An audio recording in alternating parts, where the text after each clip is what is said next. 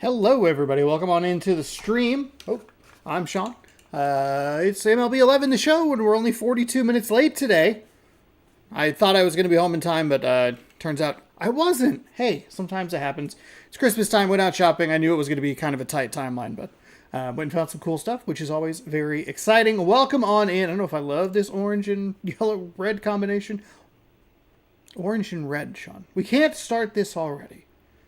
We have our notepad up. We are ready to roll. We have 4 games today. I just went through a series that we haven't watched lately, and then I just spun the wheel. So there's no real rhyme or reason for any of these today. It's just what the wheel gave us. We're going to start in the NL West, which is an interesting thing because typically those games are later in the day, but because the schedule's kind of funky, we actually get a West Coast game first. It's going to be the Dodgers and the Rockies. Then we will head all the way across the country for the Rays and the Yankees. Then we'll settle in the Midwest for Cardinals, Astros, and then we will go to Arizona for the Diamondbacks and the Padres. So we cover a little bit. We're a little National League heavy today, but I think we cover every time zone today. I don't know that Arizona plays that game, but who knows? It's more baseball here on the channel. Thanks for hanging out. Thanks for joining. Happy Friday to you. Hopefully you're getting prepped 13 days until Christmas time. Not that anyone's keeping track. All right. We're ready. I need to look at this. Written didn't do. How did I do that? It's weird when your bank account ends in double zeros. Like somehow you spent the perfect amount of money to have like $12. Los Angeles Dodgers are 14-18, taking on the NL West leading Colorado Rockies. They are 19-14, and we are set for baseball here on youtube.com/SeanSourceRace. Thanks for joining. If you're new, hit that subscribe button. If you like the video, give it a thumbs up. 3-inning legend Juan Pierre from ESPN MLB 2K5 is the designated hitter. He will be leading things off. Carlos Beltran is in center field. Ryan Braun in left. Adam Dunn at first. Michael Giancarlo Stanton in right field. Ryan Dumas is the catcher. Wilson Betterman is the third baseman. Gordon Beckham at second. Cliff Pennington is the shortstop as we get set for game 1.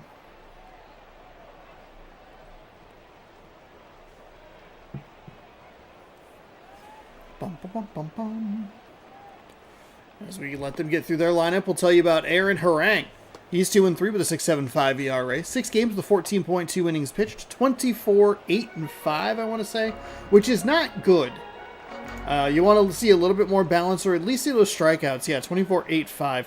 So that's 32 hits, walks combined in just 14.2 innings. And then you only have 5 strikeouts to go along with it. Not a great recipe. But as we've seen with some of the other teams, I think it's Cleveland specifically yesterday, not rated well, but they were able to pile up some wins, and that's what we have here in Colorado. Pitch number 1 is just upstairs for a ball, as we are here in Coors Field. 1-0 the count.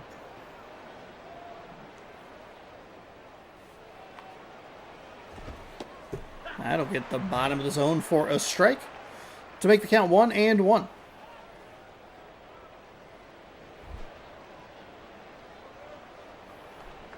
Nice blue and purple matchup, even though Colorado's wearing their kind of boring white pinstripe jerseys. That is a strike at the bottom of the zone. It's a 1-2.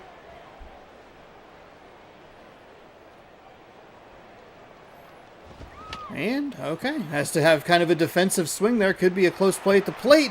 Or at first base, he is out. I did this motion to pose. No. He is out. I thought he might be safe. It was a funky thing where the first baseman came in, which forced the pitcher to go over to first, and that toss was really high. I didn't think it was going to get there in time.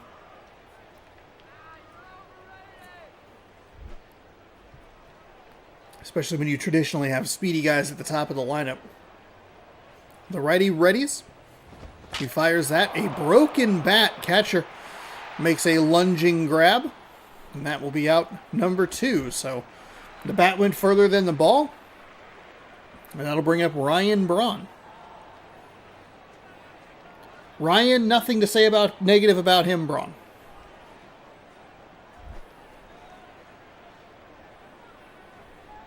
Shakes the catcher off. Ready with pitch number 1. Fires that. Looked like it caught a little bit more of the plate. A little more middle than he was probably wanting it to be. I did see a funky thing at GameStop when I was out and about today. As pitch number 2 misses inside. They were, I think, whoever priced a game that for some reason they had in a locked display case was confused that it wasn't actually the video game and it was a demo disc. That is in for that pitch is inside for ball 2.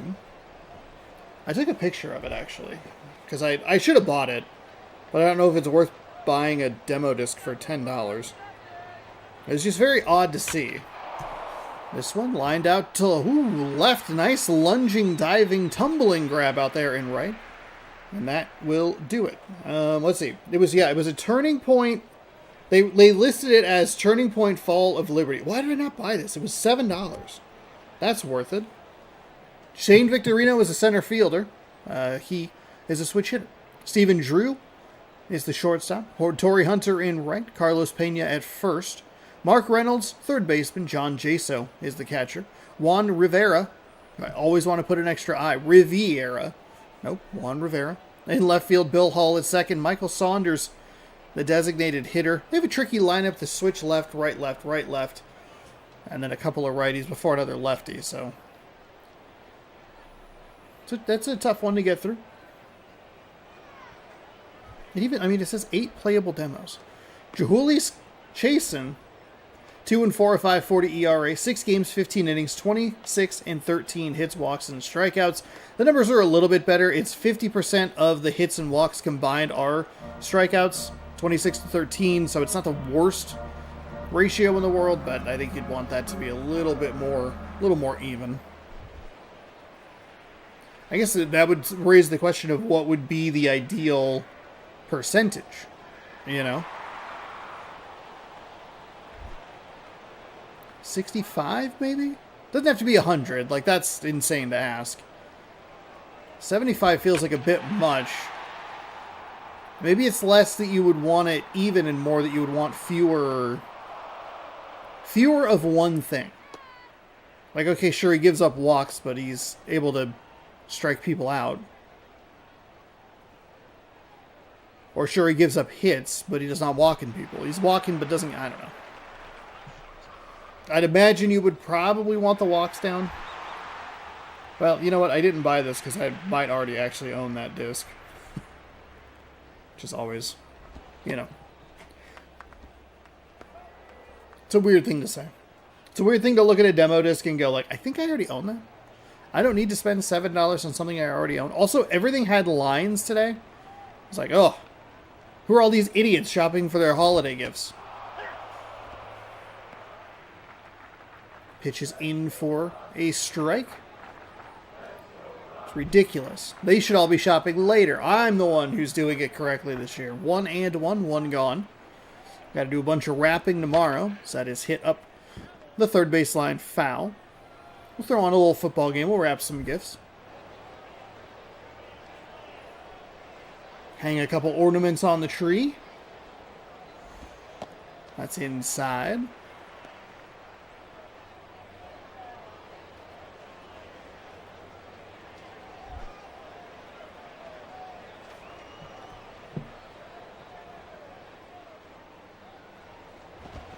And a swing and a miss. So 2 down quickly here for the Colorado Rockies. Torrey Hunter. Nothing really going on sports-wise this evening. Oh, well, the Kraken are playing. That's exciting. And some college basketball. Not a lot, though. Torrey Hunter takes that pitch for a ball. Gets ahead in the count. 1-0.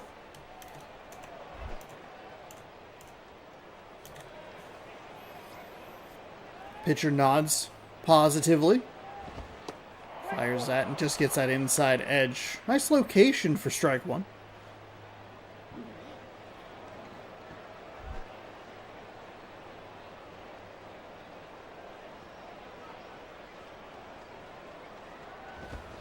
That is hit well but foul.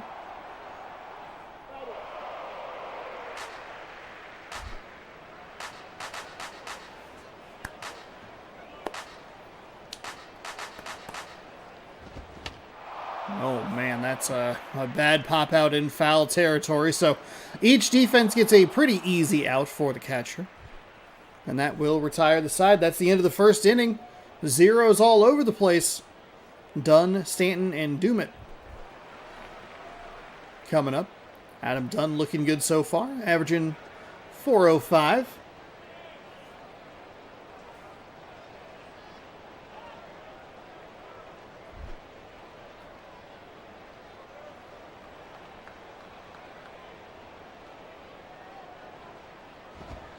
That one is in for a strike.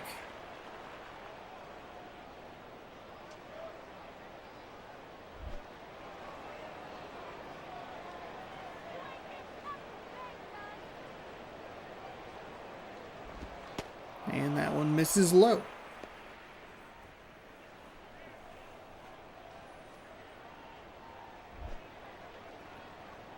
One and one. Top two, no score. That is out to center field, but the center fielder has a good beat on it and makes the catch. Best hit we've seen so far. I have not heard of that.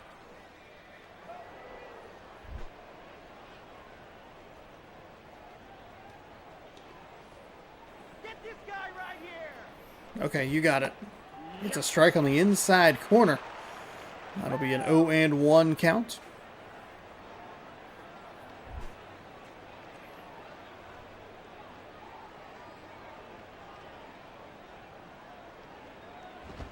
That is foul up the first base line. It's one thing I was going to look at. I forgot to look at. So 0-2. As he winds and fires. Ooh, just misses outside for a ball. I kind of like the location. It was, at the very least, it was competitive, which is kind of all you're looking for in these situations. That's rolled over.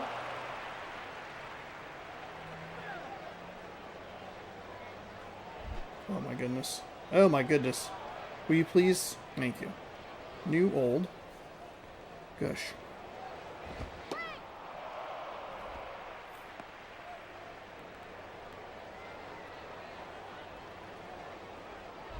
Oh, it was a demo for Love is All Around? Yes, please. Add to the library. Feel free to download that as well. That is hit up the middle. I was curious to see if the Pragmata demo dropped on PlayStation. They said they were going to bring it in later, but they have a Contraband Police demo as well.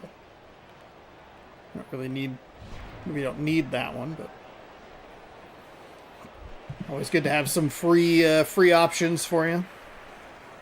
Went to a couple of game stores today and didn't really see anything. Of course, I wasn't shopping for myself, so sometimes you have to kick yourself in the pants a little bit and remind yourself, like, hey, this is not about you right now. You need to come up with gifts for other people. Look, I know you want that cool Green Bay Packers thing, but please stop looking at it.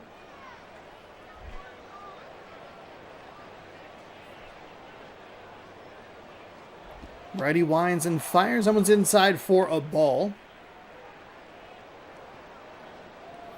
Watched some Julio Rodriguez home run highlights today. I got all amped. I was like, yes. It's still winter. That is right at the bottom of the zone. That looked a little bit low and outside to me. It again goes back to the camera angle. It's just a little bit tricky to pick up at times. Either way, we're going to call that call the ball, and they'll roll it over. Does he go to second for one? Yes, not in time at first. It was going to be a really tough play at best. It was such a slow roller. I like that they went and got the force out at second, got that lead runner.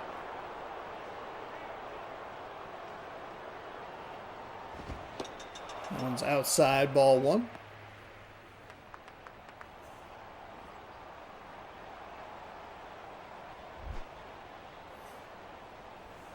Two away here for the Dodgers in the top half of the second. That is in the gap, so that's a good way to... a good example of why you don't want that lead runner at second. I don't know that they would have sent him around third just with how that ball got out to right field in a hurry, and it also got thrown in pretty quickly, so...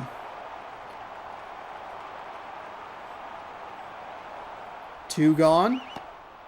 Slides outside for a ball. Falls behind yet again.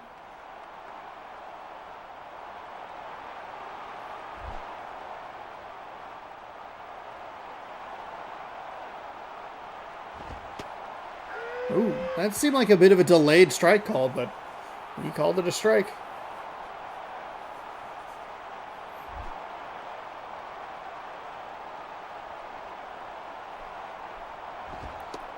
And gets the knees. That bottom of the zone is looking a little tall today.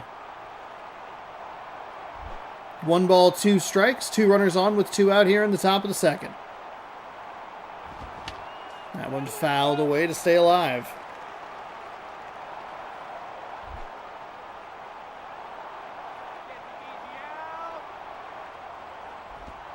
And that one's going to get away. Wow, that seemed like kind of a delayed animation or response. Looked like it was pretty good, but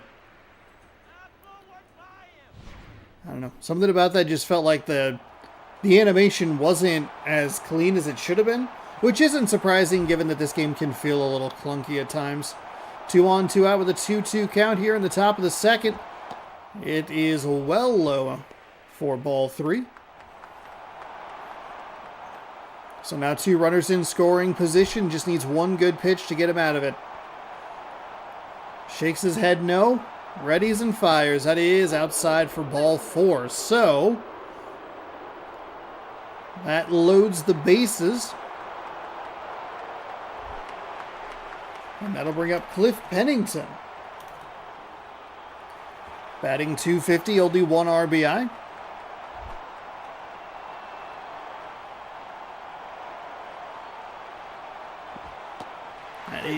That's at the knees, in for a strike.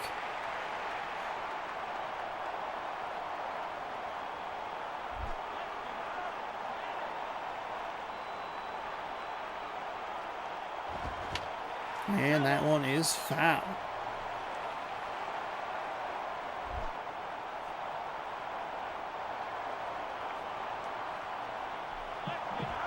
That one fouled away as well.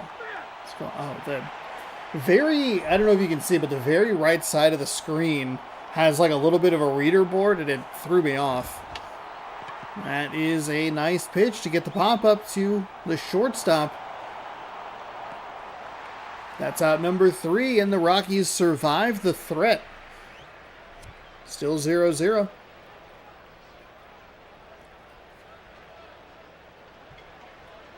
Two hits and a walk. But the Dodgers can't do anything with it. That is why you would have an under 5 or a sub 500 record.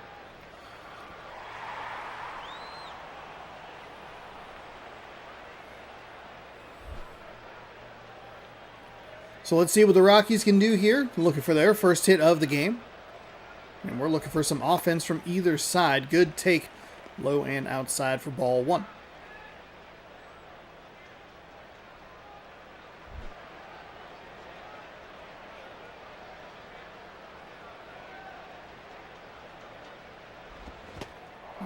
He swung on and missed. 1-1.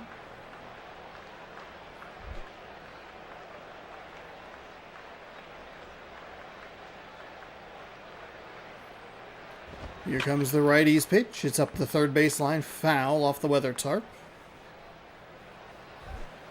And it's 1-2. A lot of nose to the catchers today. That's not good. Always listen to the catcher. Almost got the swing. No appeal. He was able to hold it back. 2-2. Catcher does a nice job to block it. Doesn't really matter because there's no one on base. And goes just outside. That was a nice pitch from the right-handed pitcher there. Get a nice replay. Oh, perfect. There's a four-seam fastball. It's kind of outside the whole way. It looks a little closer. Like, maybe it's just because we're looking at the location of it. But it felt like it was closer. It's a 92-mile-an-hour four-seam that he was just early on, but didn't have a shot at because it was out of the zone.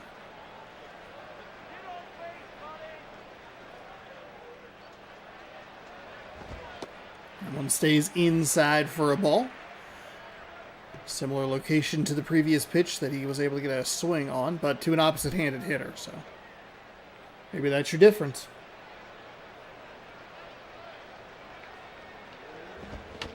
That one driven into the ground, but foul.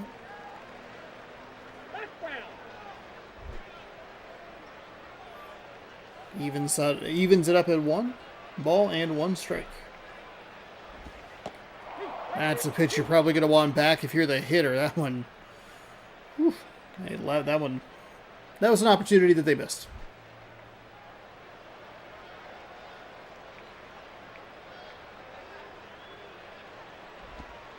And that one misses inside to make it 2-2, so a good eye there.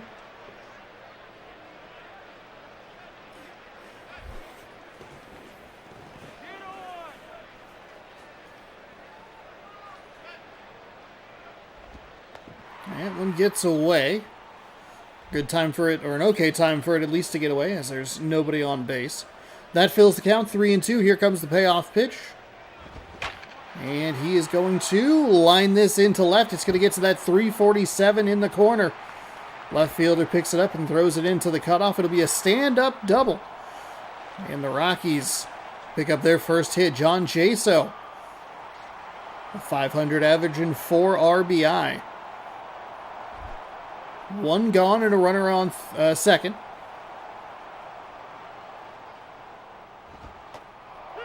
Gets the inside little corner there. That's a nice location for strike 1.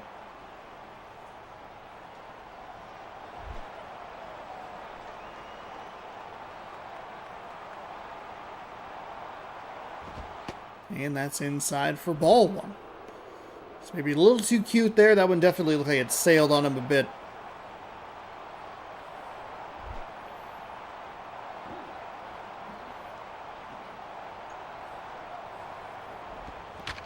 And he'll roll that to the third baseman, scoops it cleanly and fires over to first. Well, that's out number 2. Runner dives back to second because he has nowhere to go. Guess that's why some of those some of the times where they run from third to home, it can be so frustrating, is there are other times where they recognize that it's a bad idea.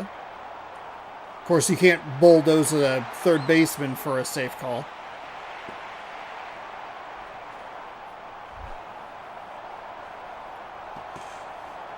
So now 2 gone. Oh my goodness, there is no doubt in my mind he wants that pitch back. That looked so juicy and hittable, but he just drives it into the dirt.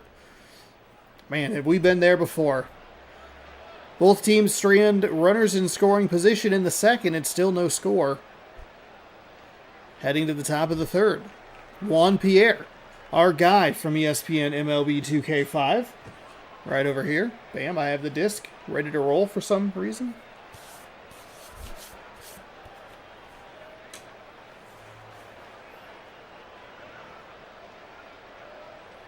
No idea how dusty that is. Didn't really need to find out. As that pitch is outside for ball 1.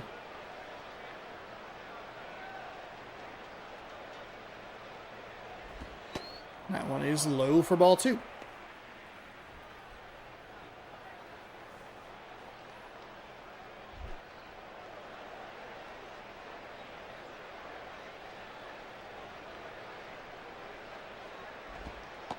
And that's low for ball 3. So, not a good start. It did feel like the Rockies pitcher got a little a little more inconsistent as that second inning progressed. And a 4-pitch walk. So a nice plate appearance by Juan Pierre. Never really threw him anything all that tempting, and works a 4-pitch walk.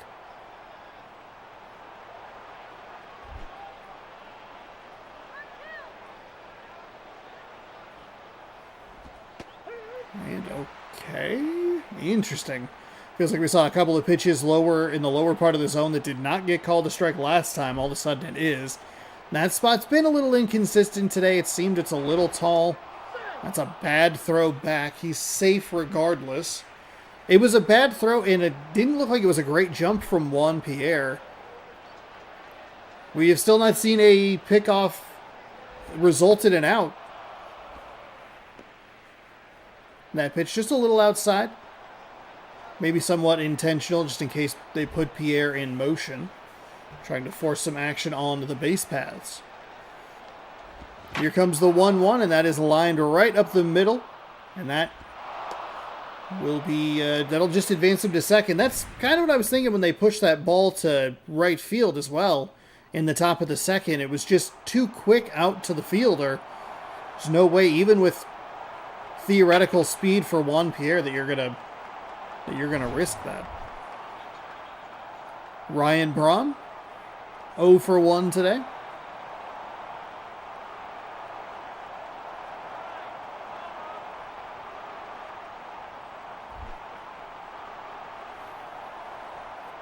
Two on, nobody out. That is... What? Why did the game pull him out of position? Are you kidding me?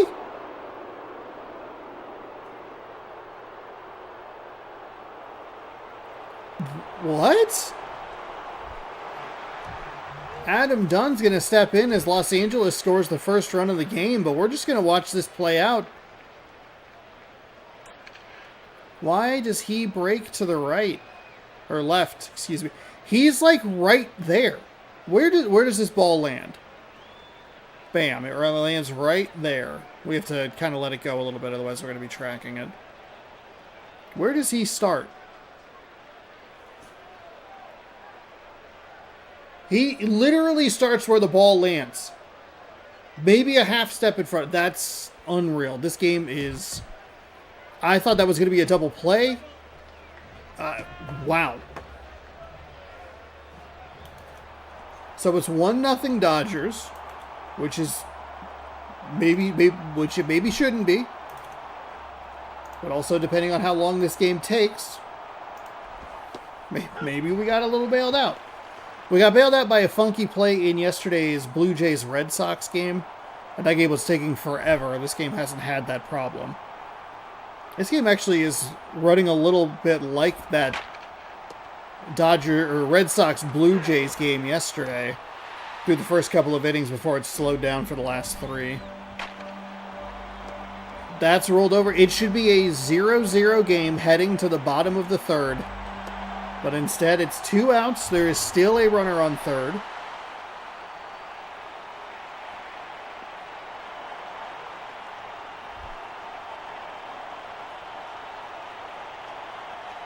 So what did the Rockies cost themselves, or what did the game cost the Rockies is maybe the better question.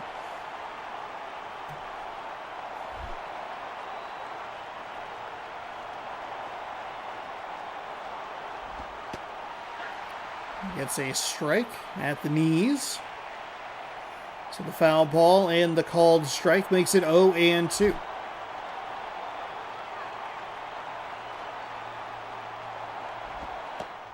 That is a pitch that's just bad.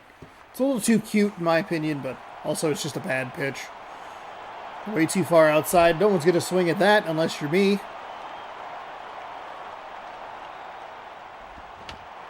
That one's fouled away. Jammed him, but able to get just enough on it to stay alive. 1-2. 2 gone with a runner on third. 1-0 Dodgers. That is out to right field. The right fielder has it tracked and makes the catch. Okay, so the game... The game gets the best of Colorado. The Dodgers lead by 1.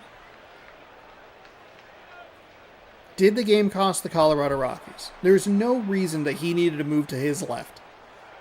He couldn't have been more perfectly positioned. And I don't think, did they send the runners early? Is that what kind of pulled? But it would have pulled him into the path of the ball.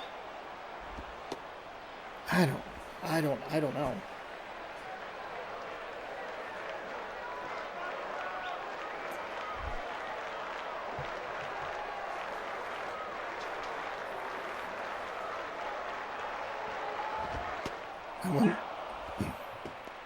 That was a strike? What is happening? This zone is so bizarre.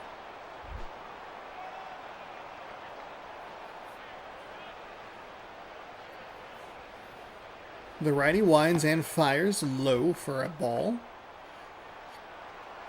So it's 1-2. 2-1, excuse me. 2-1. And that is, okay, it's into left field for a hit. It'll just be a single. He thought about the big turn at first, but left fielder plays it well defensively. So there's your bloop. A blast would send this crowd home happy and kind of get the game off the hook, if we're being honest.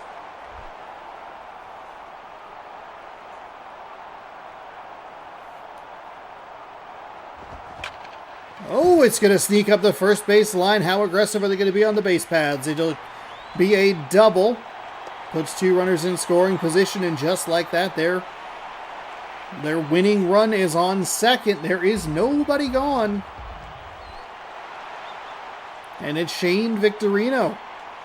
I mean, maybe this is how the Colorado Rockies have amassed so many wins. They make mistakes, but they keep it close. A lot of opportunities and a lot of ways to drive this run, or these runs in. Victorino, he's going to put that into right field. Runner is going to around third. Here it comes. Play at the plate. It is late. Safe at home, and it's a walk-off win for the Colorado Rockies. 3 straight hits. And Shane Victorino is the hero. 2-1 your final here in Denver. Yeah, Denver. I was going to go to Denver, and then 2020 happened. It was like, cool. Arid Harang. Why would it not be Shane Victorino? He pitched 3 innings. He gave up 4 hits, no strikeouts. And you can, again, that ERA not looking great at 6.11. 28 hits to just 5 strikeouts. He doesn't even get a strikeout in this game. He improves to 3-3. Jahulis Chasin. He gets the loss, falls to 2-5. Wow, okay. Fun way to start it. And we are off and running here on May 8th. Michael Saunders 1 for 1 with a double and a run. Shane Victorino knocked in 2 runs, including the game-winning shot, or the game-winning run, and they go, it's the pitcher. The pitcher who didn't really pitch that well. That we did get kind of bit by the oldness and PlayStation 2-ness of the game. Athletics win over the Orioles 5-1 as we catch you up on some scores here before our next game. Blue Jays over the Red Sox 2-1, and a little bit of revenge there. The Tigers all over the White Sox 8-0. Marlins beat the Giants 1-0. We watched that game, and we will head to New York all the way across the country. It's Rays-Yankees. Number 1 team in the AL East is the New York Yankees. Sorry to all you Yankee haters out there. And the Rays are a team that I kind of forget about, if I'm just being completely honest with you. But we are heading from... Oh, you know what? We don't actually have all of the time zones covered because we were in Colorado. Yes, we were in Colorado, New York, St. Louis, and then Arizona. Okay. Never mind. I got thrown by Dodgers, and that threw me off. Tampa Bay Rays are 14-17. The Yankees are 20-12. As we are ready for this 2011 season game. Welcome to Yankee Stadium.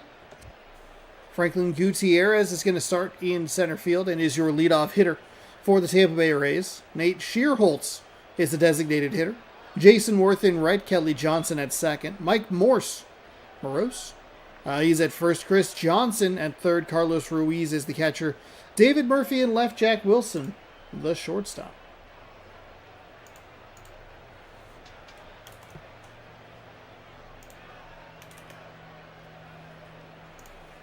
As we are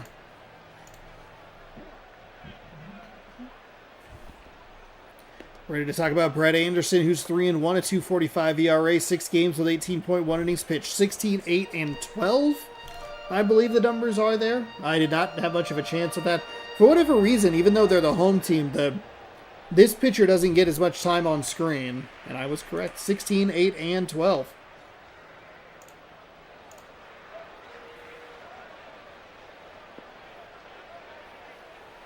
It is indeed Franklin Gutierrez leading things off here. I took a stab at it. I was pretty sure that's who it was, but you never know.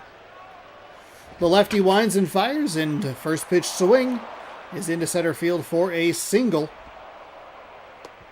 Tampa Bay off and running. I'm on that phrase apparently today.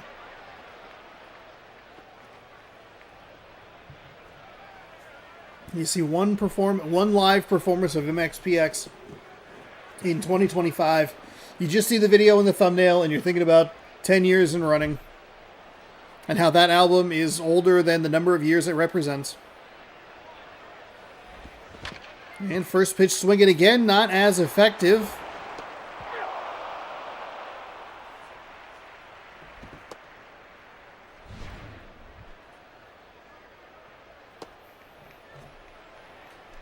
What is happening? There was no reason. Was he not in position? What just happened? I complimented the Rockies for making sure that they got the lead runner. So it goes over here.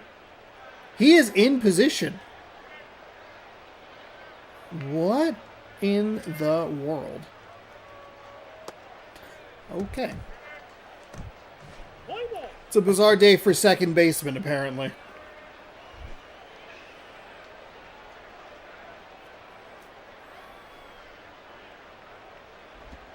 That is a broken bat that'll be popped into foul territory where the pitcher of all people makes the catch. Kelly Johnson, all career highs with his 1 home run. More home runs than I've ever hit, to be fair. But also still kind of like just one. Here comes the lefty. That'll be lined out to left field, and it's that weird animation. That'll be out number 3. A bizarre inning as the Tampa Bay Rays got off to a hot start. Funky play from the defense, but it doesn't matter as there is nothing is scored. So here's the home half. The Yankees are leading off with Brandon Phillips, the second baseman. Marlon Byrd is in center field. Prince Fielder at first. Hank Blaylock is the designated hitter. Jason Bay in left. Miguel Tejada at shortstop. Cody Ross in right field. Casey Blake at third. Giovanni Soto is the catcher, largely right-handed with the exception of the 2 true lefties in the 3 and 4 spot.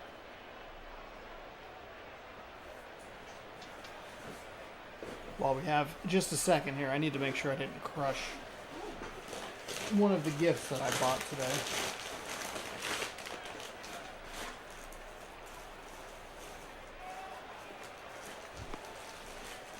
Phil Hughes, 3-3 with a 5.06 ERA. 6 games, 16 innings, 17, 8, and 11.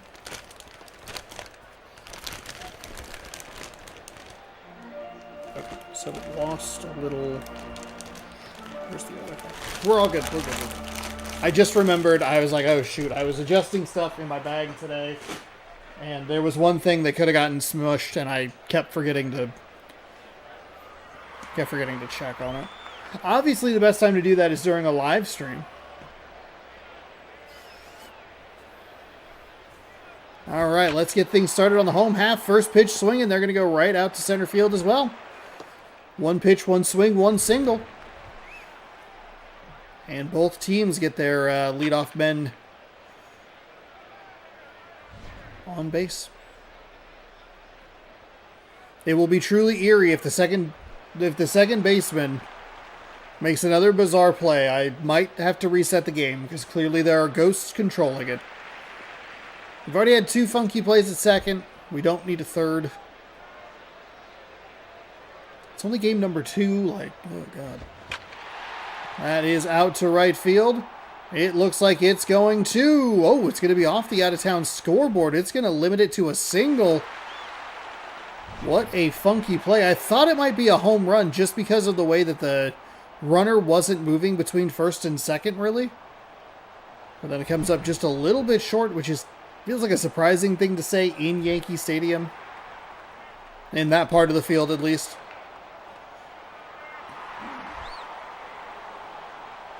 Both teams aggressively swinging the bat today. Prince Fielder will keep that rolling, but it's foul, so it'll be 0-1. Rays led the game off with a hit, and then the next batter, 1 pitch, 1 swing. Should have been a double play. Fielder swings at that yet again. I think he's only thrown 4 pitches, and the Yankees have swung at everything. So it's 0-2. Pitcher stayed away from the lefty, and he'll continue to do that. Prince Fielder finally lays off a pitch a little bit. Makes it 1-2. He's not going to want to walk the bases full. Or maybe he does. That is pitch number 4 that is all on the outside.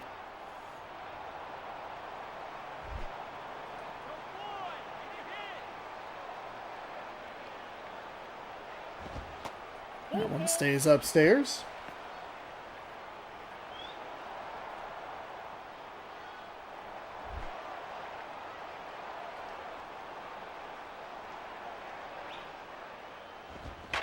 And that is out to right center field. Center fielder makes takes a look. It's a 3-run home run. 3 batters, 3 hits, and the last one for a 3-run blast.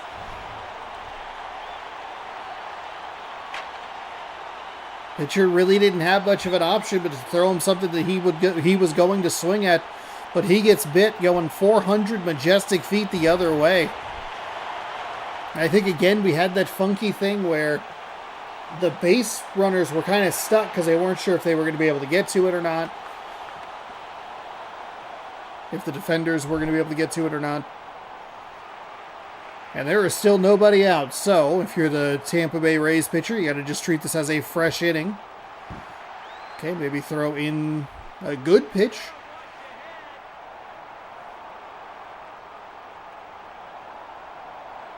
Here comes the 1-0. That is hit but foul. There it goes. Oh!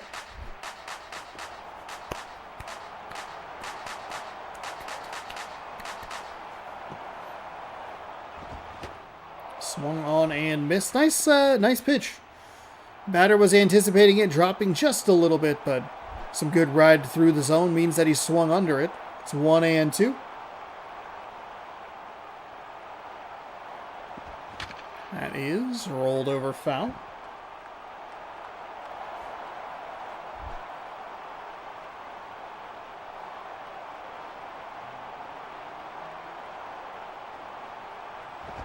And it swung on and missed. So strike number 3 creates out number 1 finally for this Rays pitching staff.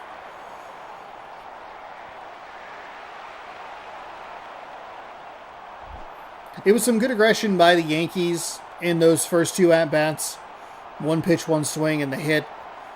And Prince Fielder was at least able to lay off a couple of pitches to force him to throw a little more inside the zone. He threw 4 pitches on the outside, and a couple of them were pretty far out. He's finally able to use their aggressiveness to his advantage. It's 0-1 to this batter now with 1 gone. That one's upstairs for a ball.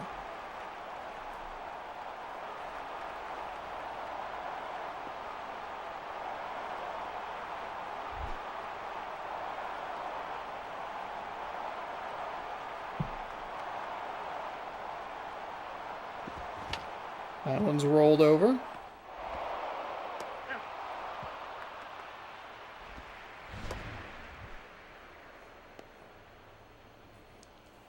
And that'll be on out number 2. Nice play there. Third baseman comes over, but the shortstop has it clean. Not always the most common thing in this game for the shortstop to come up with it clean. Haven't had any bobbles yet. Instead, we've gotten just bizarre decision-making. If it's not one, it's the other. It's a strike on the outside. As the MVP chants rain down.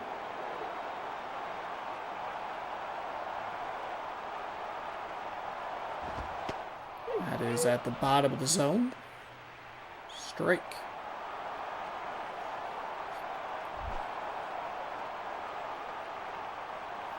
So it'll be interesting to see what the Tampa Bay Rays offense can do after giving up 3 runs here in the first. That's a really bad pitch. I spoke a little too soon, like the inning was over, but he made sure to throw some garbage there.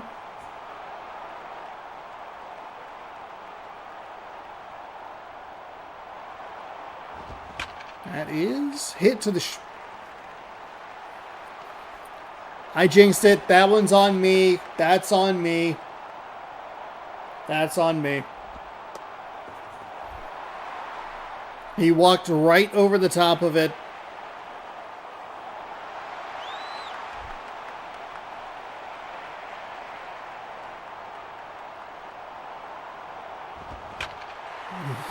Oh boy. When you hear the good sound off the bat and you see the camera angle switch.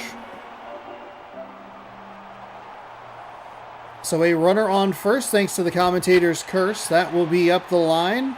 And it's going to kick off the wall. It should just advance the runner to third, but it'll be a 2-out double regardless. That one was not a commentator's curse, so I will not take any blame for that. I mean, that is just inside. Nothing like an umpire calling it while completely faced the wrong way. That's fair. Don't worry about it. I'm looking. I'm looking with the eyes in the back of my head. I am looking.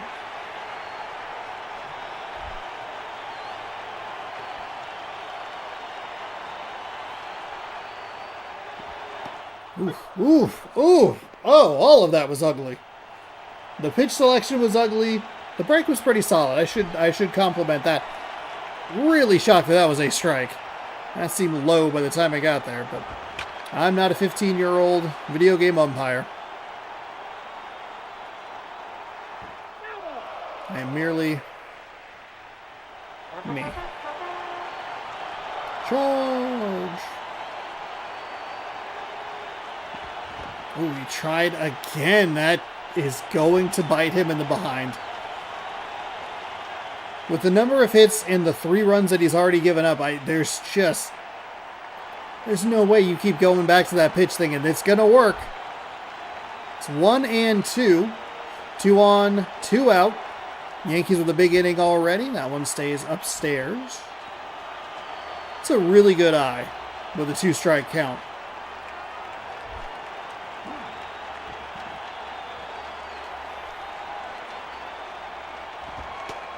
That one's upstairs again.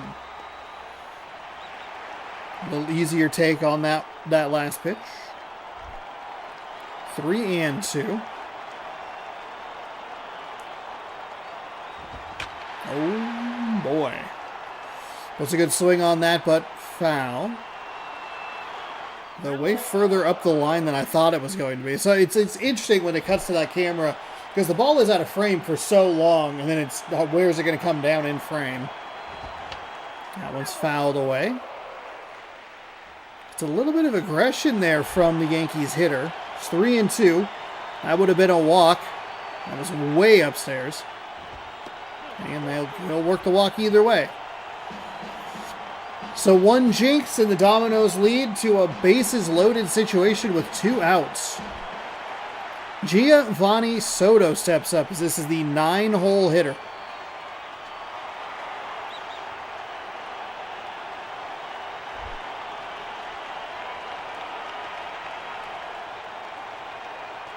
Here comes the pitch. It's outside. Crowd is going crazy.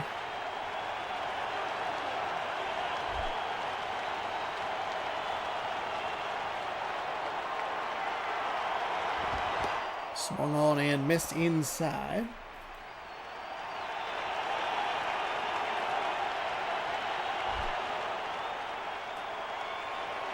Oops.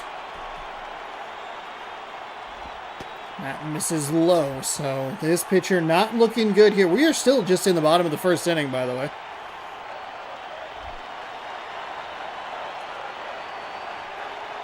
2-1 count. Here comes the pitch, and it is, ooh, that's a big swing and a miss there.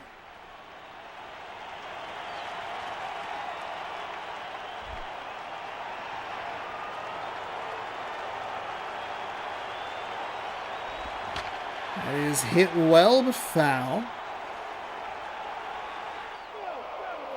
That one, at least I saw kind of off the bat slice where it looked like it was going to go, like, out. Whereas a lot of them are a lot shorter. That one's going to be rolled over. Second baseman fields it cleanly, and it'll be an out at first base. Felt like the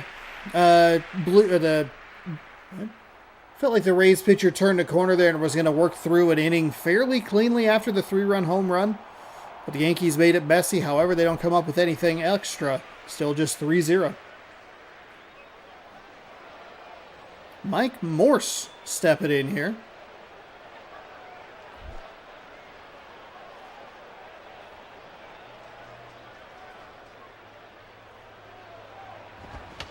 That one's foul. He called that one a little early there, umpire. Usually you wait until the ball touches the ground, comes to a complete rest.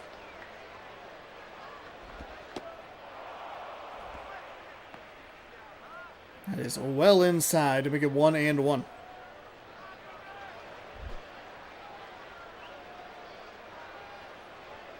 Nods his head in approval.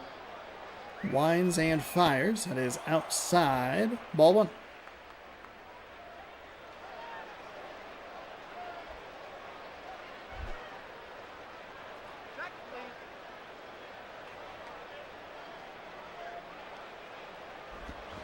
That is scooped by the first baseman, tossed to the pitcher covering, and out number one.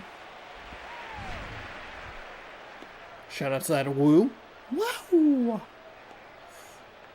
I love the little baby steps they have to make so they don't overrun the base. Chris Johnson, batting .344, has a home run on the year.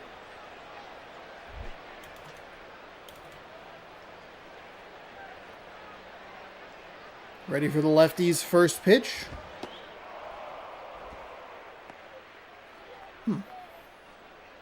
Okay. Guess it was a little low or a little outside. Maybe a little bit of both. Either way, it's 1-0. Zone's been funky at the bottom or at the knees. Bottom of the zone, knees, whatever. It's been weird.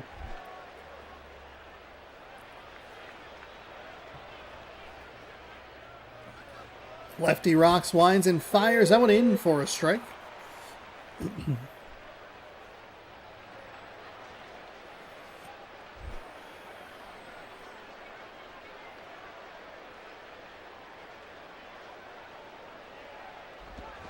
That is hit out to left. Way up in the air as it drifts toward the foul line. Makes the catch in fair territory, and that is out number 2. Carlos Ruiz, .313 average. Though he doesn't have any home runs or stolen bases and very few RBI to speak for, just the one. Which is a little unfortunate for him, but guys in front of him keep getting out. He can't help it. He's doing what he can, okay? What he's doing is having a pretty decent average. I think that's the part you would look at and go, okay, Ruiz, nice job. The lefty fires that one. And it is hit foul. Right on cue. Well, not right on cue, but a helpful example of what I was talking about earlier. He called that one foul ball real early. That one, it came to a rest. Foul. That one is hit back to the catcher. Catcher makes the move and makes the catch. That will retire the side. As the Rays have the one hit, it was the leadoff hit and nothing since Phillips, Bird, and Fielder. The top three that led off last time, leading off this time, each of them 1 for 1. So Brandon Phillips, he had the single. Then the 2-hole hitter had a double, and then it was a 3-run home run from Prince Fielder. Weird.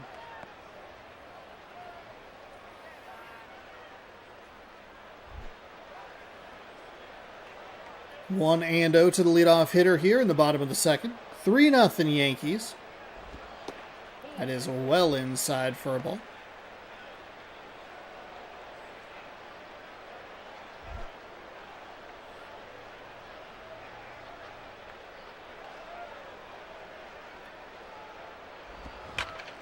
Phillips takes that's a good swing. It's the first pitch that's been in a hittable location. A couple good takes there. Let it rip on a pitch in the zone. 2-1. It'll be 2-1 either way, so. That one will be rolled to first base. First baseman, underhand scoop to the pitcher covering, and that is out number 1.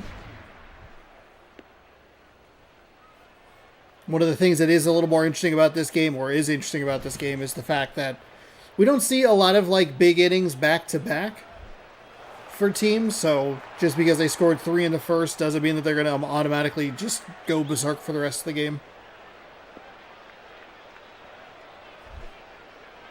It's not that it doesn't happen, it's just rare.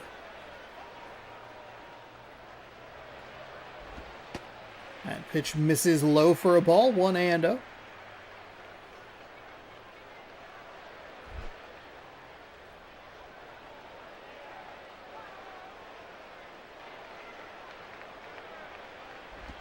That is hit up the first base side, and he took a dive at it, but couldn't snag it. Looked like he went a little over it, and that'll be into right field for a hit.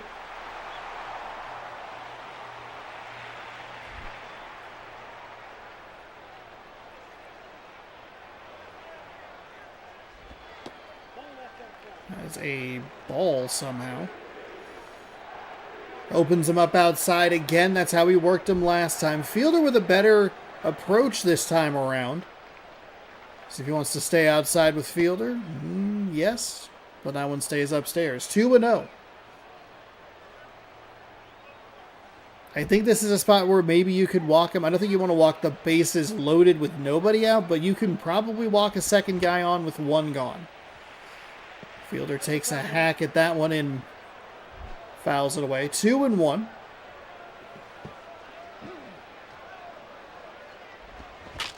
Oh, he's going to get the broken bat. And he let it drop. And he threw it to the wrong guy. What is happening in this game?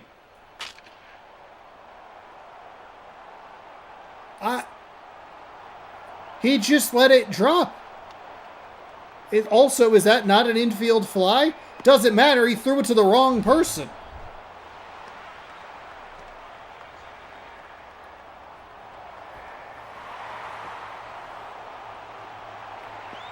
Okay. There's 2 on now or 1 on for the... They got the out? Did they... What? They got the force. It looked like he threw it to the wrong person.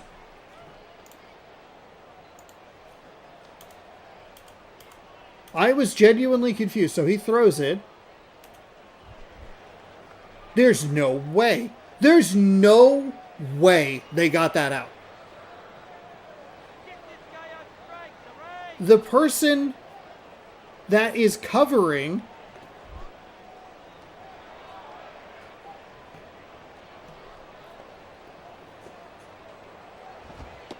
That's a ball inside. The person that is covering the bag is leaned down. How do you go frame by frame? Yeah, you can see. I'll take a screenshot of it. Because I can show you. I can show you exactly what I'm talking about. So here, we'll do this. We'll do this. Hopefully this comes across. It's tricky to see. This is ridiculous. I cannot believe this game sometimes. Oops. Hang on. Hold on. So we'll save this. And we'll call it... save it as a JPEG. Missouri. I misspelled that. I almost closed that out. Okay, so I'll bring up OBS. Now, it's not going to be super clear. And that's just what we have to deal with. I should not have called it what I called it. Oh, there it is. So here it is. This is the screenshot from the stream itself. Look at where the ball is. It's behind his head. It's the guy that's off the base, the person that's on the base. What? They called that? I genuinely am shocked that they called that an out. I can't believe that. Did he step on the bag?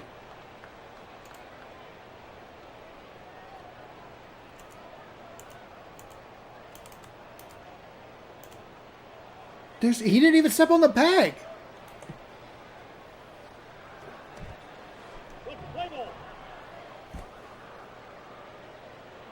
What?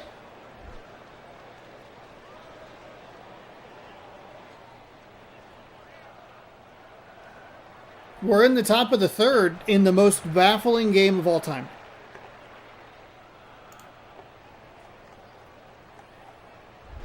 I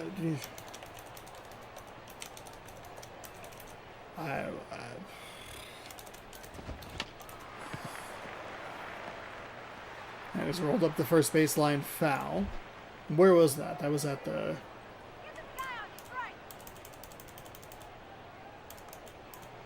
59-ish minute mark.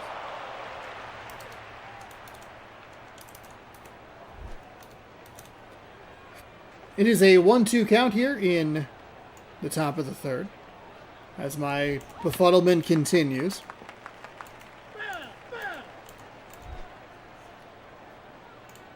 And let's resume. Nobody gone, lefty to lefty. That is going to be popped up to the catcher. Glad that I was at least able to get that frame and I have it saved, so thank God I was able to frame that.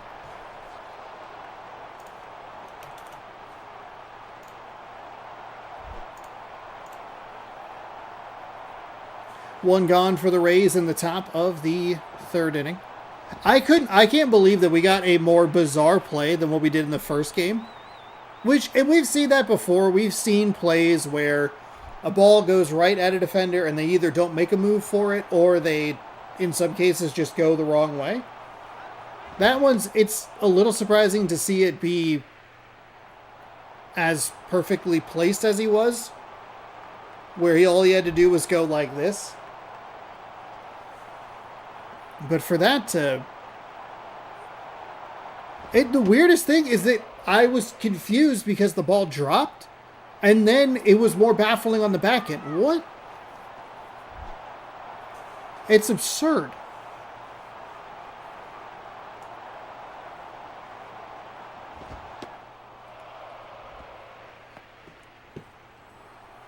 But we're back in it here. With the Yankees leading the Rays 3-0. It's a 3-1 count. So lefty steps toward the plate. And that'll be a fly ball out to center field. Had a little more carry than I anticipated. Didn't sound like it was the greatest off the bat. Of course, there are only about 4 bat hit sounds on this, so it's not the most advanced game in the world.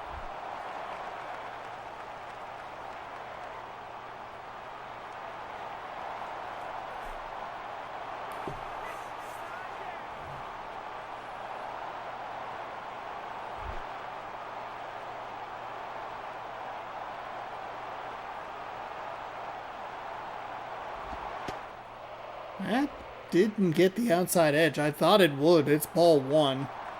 Generous call benefits the Tampa Bay Rays in that situation.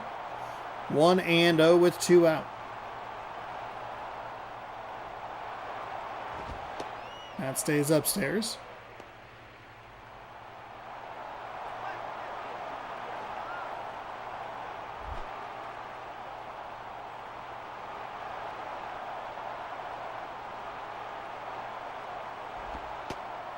That gets the inside edge for a strike.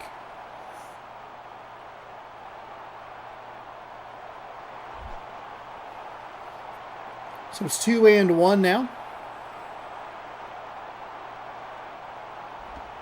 And that's rolled up the first baseline. Foul. 2-2. 2 gone. Final strike here for the Tampa Bay Rays. That is foul.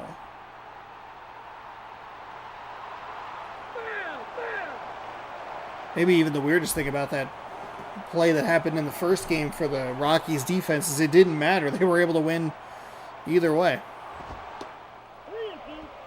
3-2 as that pitch misses high and inside.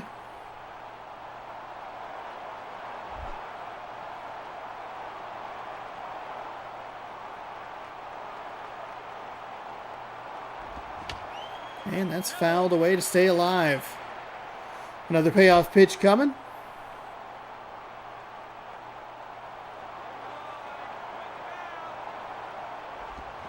That is hit. First baseman can't make a play, and this game will keep going. It'll be just a 2-out single. Or maybe I should have said just a single with 2 outs. Oh, is that Franklin Gutierrez? He's 2 for 2. He'd have both hits for the Rays today. Didn't even put that together. Nate Scheerholtz 0 for 1.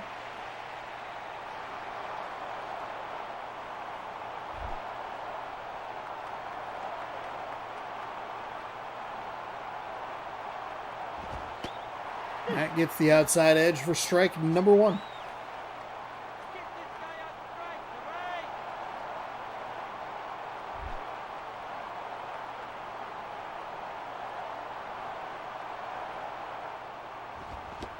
Swung on and missed, going east to west on him there. And that'll put the Rays back down to their final strike. 0-2. 2 gone. A runner on first. The Rays down 3. That one misses well inside, way low as well, just for fun. He didn't just miss it way off the plate, he also threw it really low.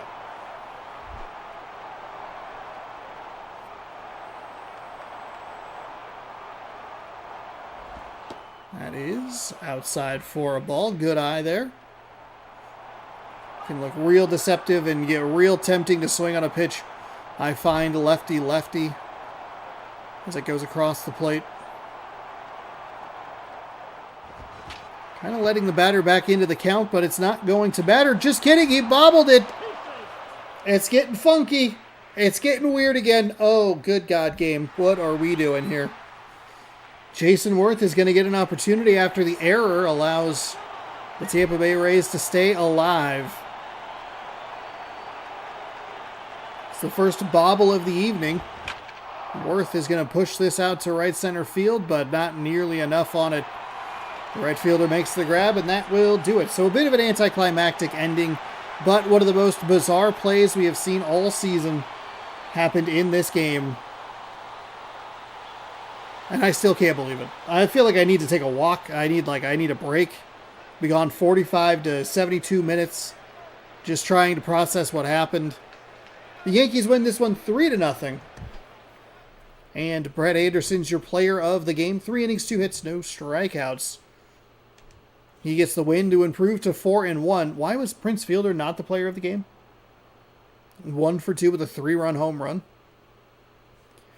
Phil Hughes falls to 3-4. Fielder with his 5th home run of the season.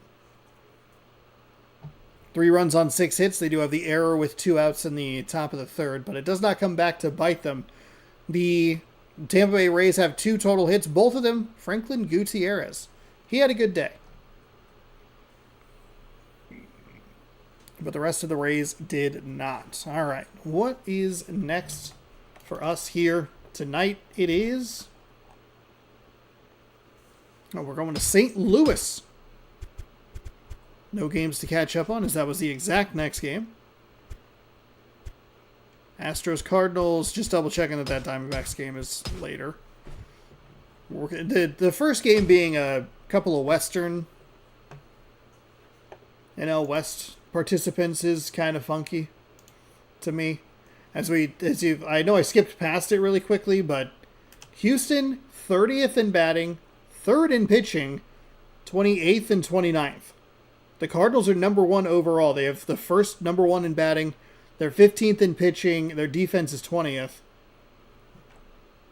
And that is the number 1 team in this fantasy drafted league. But Houston is the team that has the better record. We have 2 teams now, so we would have both of the Central. I'm not exactly sure if the Houston Astros are leading the Central, but both the AL Central and the NL Central have one of their top teams are the 2 of the 3 worst teams in the game with this fantasy draft, which is wild. Sean Figgins is at third base. He is your switch hitting leadoff man for Houston. Billy Butler at first, Matt Watson in left, Carlos Quentin in right field. John Hester is the catcher, Obar Infante is the second baseman. Marco Scutero at shortstop, Colby Erasmus in center field. Pedro Feliz Navidad. That's right. Yes, we're using that nickname for this month and this month only. He is the designated hitter. Only 2 true lefties for this Houston Astros team. Everybody else is a righty except for Figgins, who is a switch-hitting Mariners hitter. Jonathan Sanchez is 4-2 with a 4.86 ERA. 6 games with 16.2 innings pitched. 23-16. That's a much better look. 23 combined hits and walks registered against him, but he still managed to strike out 16. I like that number a little bit more. 23-16. Rather than what was it, 26-13? Fewer combined walks and hits and more strikeouts. Good stuff. So here he is. Figgins leading things off here.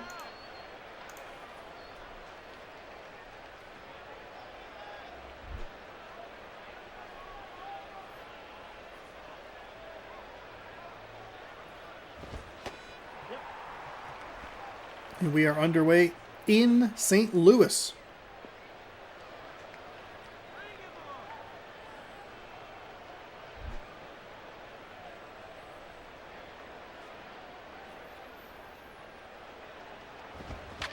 That'll be rolled over to the shortstop. He makes the play cleanly and fires over to first just in time for out number 1.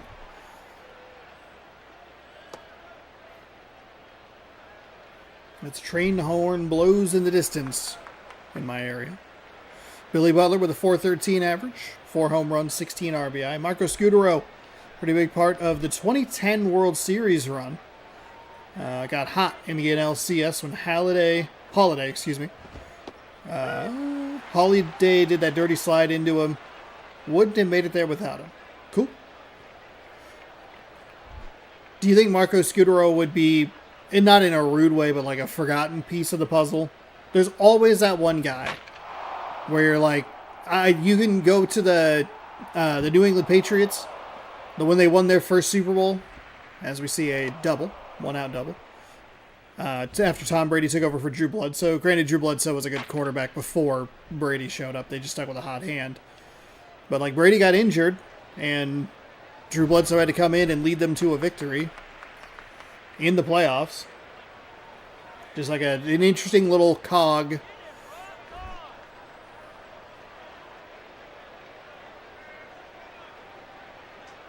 Oh, am I safe from flooding? Yes, I am safe from flooding. I appreciate you asking. That is, I believe it's more on, hang on. I am safe from flooding. That's not what I'm saying. Hold on to. Like, hang on, let me check. The flooding is state flooding. Gosh,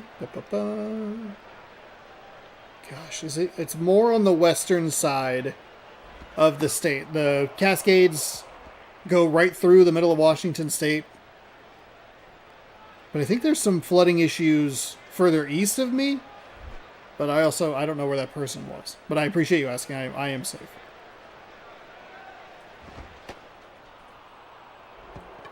Scutero didn't actually play in the World Series, so I imagine only Giants fans remember him in that. Okay. Yeah, that would be...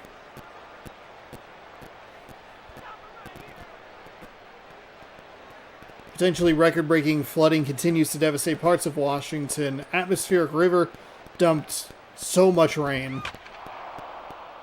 12 to 16 inches of rain. I just want to know... Oh, they got Pineapple Express. Yeah, largely on that western half. I caught on the fly. Oops.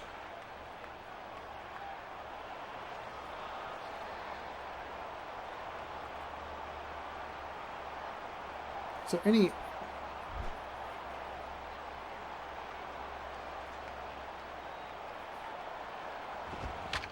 Okay, some of North Idaho is flooding. Kootenai, Shoshone, and Bonner counties on Thursday. So somebody that I know was driving on a freeway and they were talking about how the water level was like right below a pretty commonly used bridge in that area. Dominic Brown is the designated hitter. Chipper Jones at third base. Hanley Ramirez at shortstop. Manny Ramirez, part of Ramirez and Ramirez in left field. Tyler Colvin in right. Aaron Hill in second at second. Alex Rios in center. David Ross is your catcher. Troy Glaus at first. After that, Matt Holliday's slide and injury in the NLCS. He didn't play again until next year and wasn't ever the same again. Yeah. Huh. So just here's the hottest stretch of your life is going to happen at the most imperative time that you could have it. And that's it. Wow. Good for Scutero. Good for Scutero for coming up big in a good moment. It sucks that he was never the same, but hey, sometimes you just live for that Linsanity moment, you know? Where you're on fire, no one can touch you. And sure, it wasn't ever the same, but he gave the team something to love, and diehard fans some reason to care about him. 2-4 is Derek Lowe with a 4.41 ERA, 6 games, 16.1 innings pitched, 18, 6, and 6 hits, walks, and strikeouts.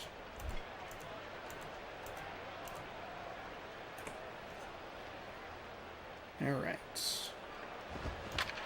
That is hit past the diving shortstop. And the one time that the dive of the shortstop isn't like a, ugh, how did he miss that? But actually just like a good play.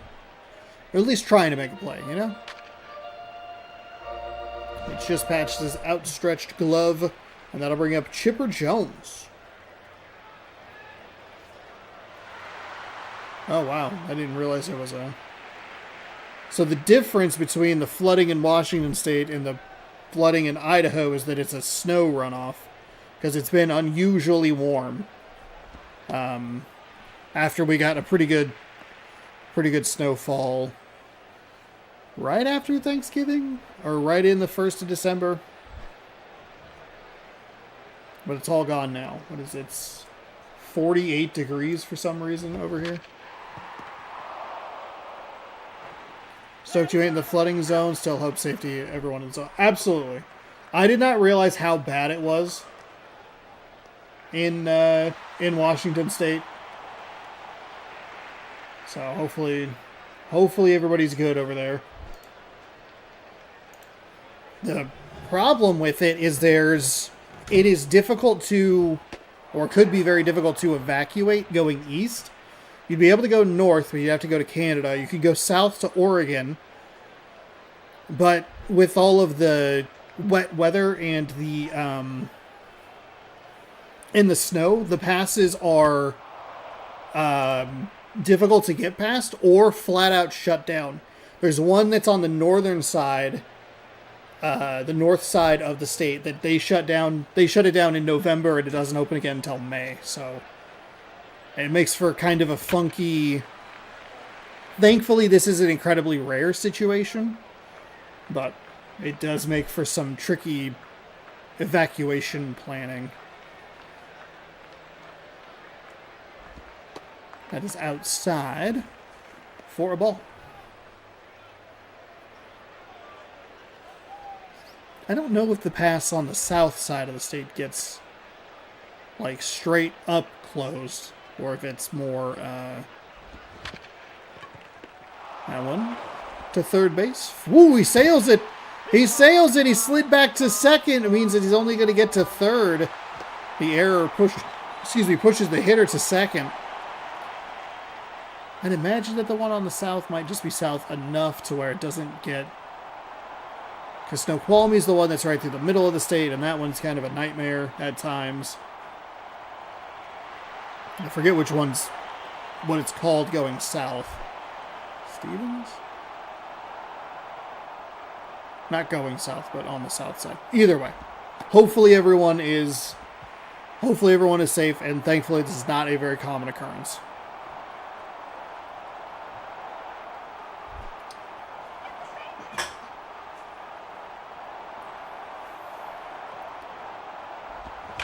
That is going to roll past the shortstop. The runner will score from second, and they will send the runner. The runner from third will score, and the runner from second will be waved around third, sent home, and that'll bring up Tyler Colvin.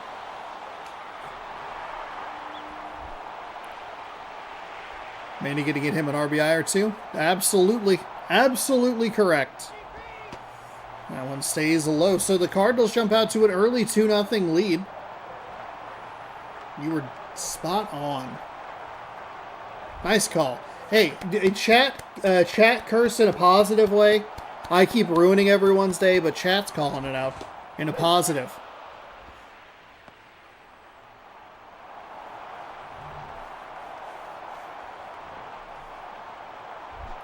One and one. One out, one on. Bottom of the first. St. Louis 2, Houston 0. That one is in for a strike. The NL Central is a bit of a mess. There's 3 teams within a game and a game or a game and a half of each other. That could also depend on some results later. Because the Reds and the Cubs are playing each other. This is a big game for St. Louis. They can try to make up a little bit of that gap with direct head-to-head wins. That misses inside. Who are the Cubs are playing the Reds? Because we had them... No, Pirates are playing the Reds. That's what it is. So we had them...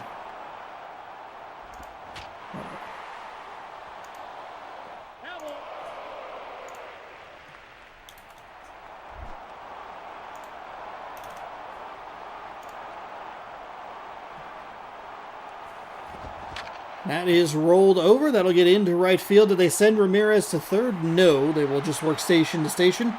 A smart call as the throw is pretty on target. And I'm sure Ramirez does not have a ton of speed to work with. So it'll be another runner in scoring position for the Cardinals here. It is a little surprising that the number 1 ranked team or rated team and they are under 500. Are the Mariners still on the top of their division? Yes, but they are on an L3 at the moment. So that gap is closing a little bit. Because they played division games against the Athletics. And they lost that series. And then they're playing the Texas Rangers right now. So that lead of theirs is... it's shrinking.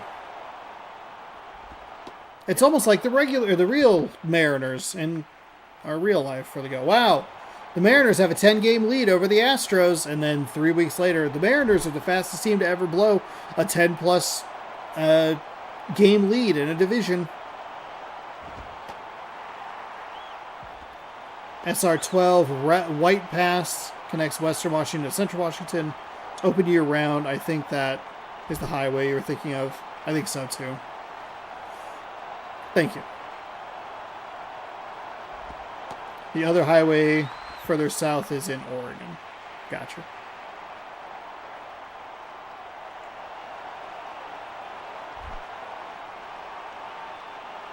Yesterday, I think it was Cleveland being the bottom of all the stats. Yeah. Oof, that throw. You can't cut away from that game. Are you serious? Was that going to get to third base? Was it going to sail into the...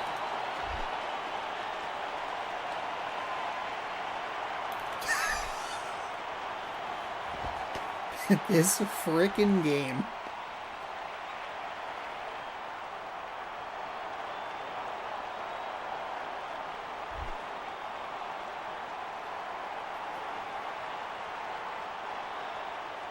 So 1-0.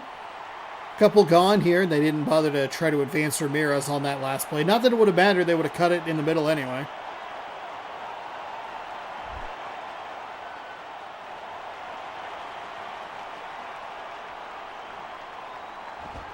That'll stay upstairs for a ball.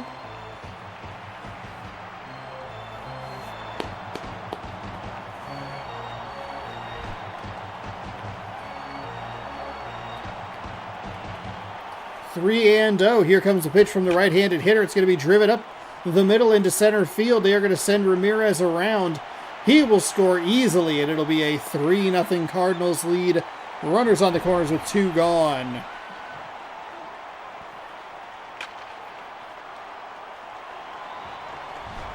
So a nice piece of hitting there. That'll bring up David Ross. So a couple of explosive innings for some home teams here in these games. In the bottom of the first, the Yankees scored 3 on a 3-run blast. Cardinals have scored 3 a little bit differently, but hey, 3 runs is 3 runs.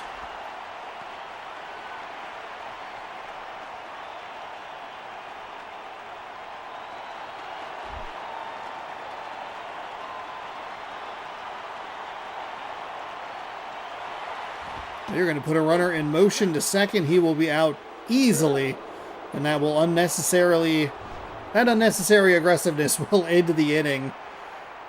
I mean, he gets a pretty good jump. It's just that slide animation, being that this is like the least smooth game in the world.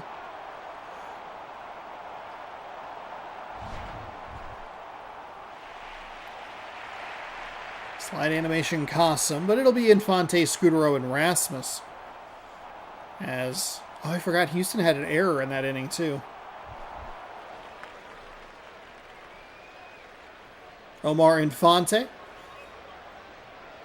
batting .359 on the season.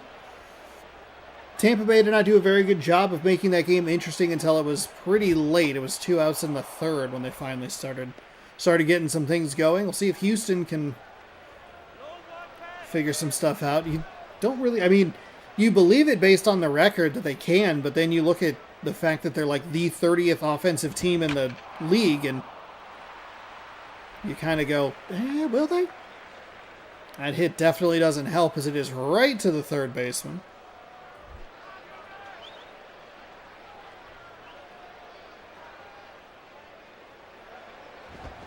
And that'll be hit up the third base line again, but this time it's foul.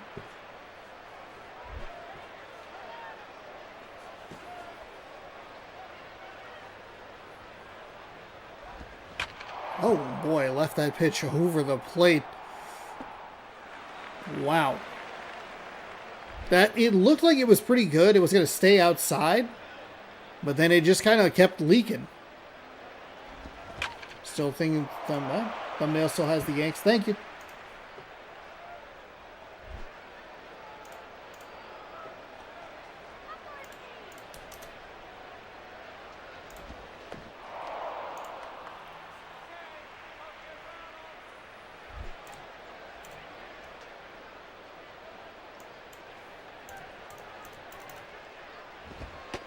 Ooh, and he gets him with the pitch on the inside. Looks a little bit more inside. Obviously, it's that camera angle that we have to deal with, as it's pretty well in there for strike number 3, and that will bring up Colby Rasmus, 257 average. Has a few RBI on his resume.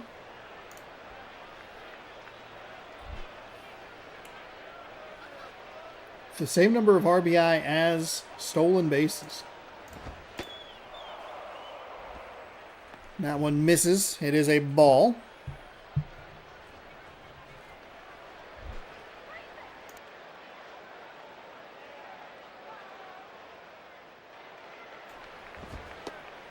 And that one gets a strike call from the umpire. Throws it high and tight. Nice location. Quickly Well, not quickly. It is just a regular 1-1 count. And that is swung on and missed for a strike.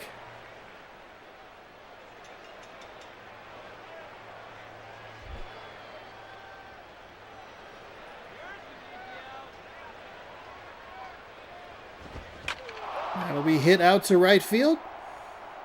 Plenty of time for the right fielders to get there and make the grab, so that'll retire the side. Still 3-0. St. Louis. Ross, Gloss, and Brown. Ross, Gloss.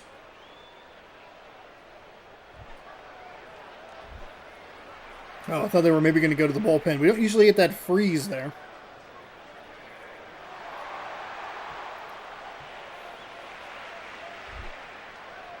Yeah, that locked up real weirdly.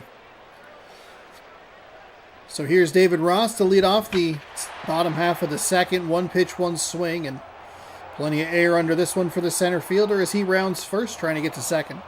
Not that it matters. Sometimes it's just fun to see. Can they get there before the guy makes the catch? No.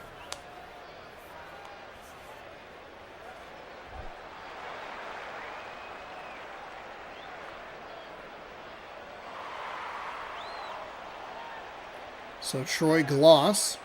It's not. It was Ross and Gloss. They rhyme. Ross Gloss. That is inside and does not break over the plate for a strike. It is a ball. That was a very poor way of phrasing it, but we got there in the end.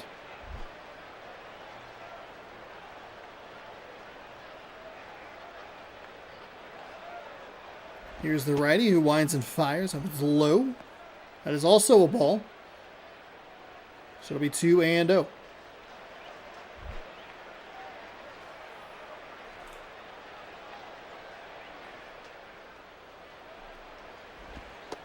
And gets a strike. The batter really disagrees. I would agree with the batter. I thought that was going to stay low and be called a ball, but that part of the zone right at the knees has been a little bit funky. 2-1 is the count. That is hit up the first base line. Cannot make the play. This Houston defense is letting them down.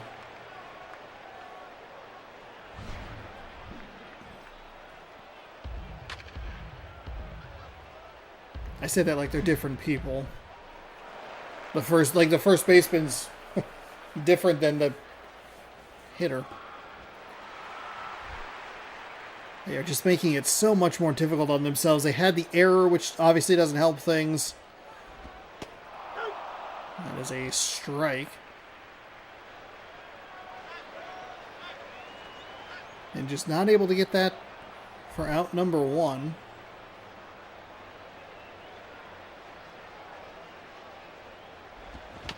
That one's fouled away.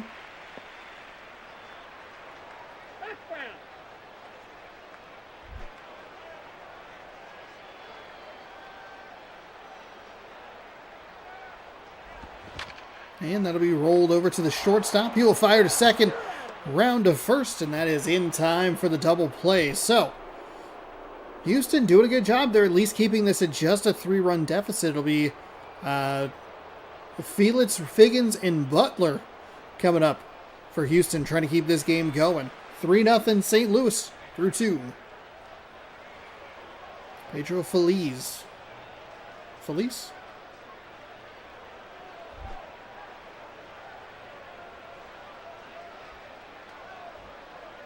Here comes the pitch from the lefty. It's low for a ball. Unanimously, everyone in the crowd shaking their head no, except for one lady. Or 2 ladies. The same lady in 2 spots.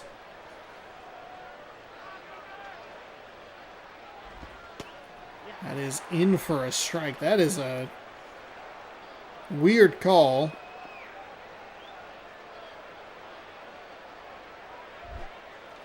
No, I'm just locked in on the crowd. I don't even need to watch the players. Swung on and missed.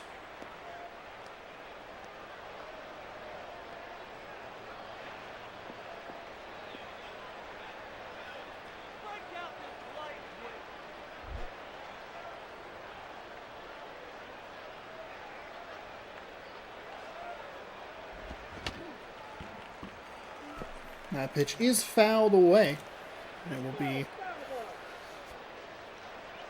still be a 1-2 count.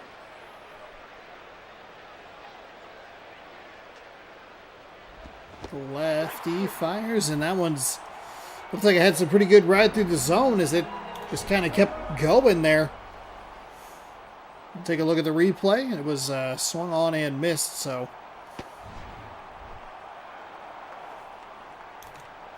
that'll bring up Figgins.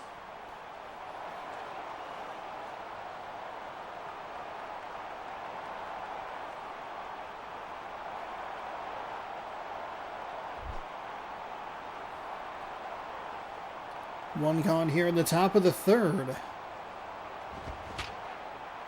Figgins swings and hits that one foul.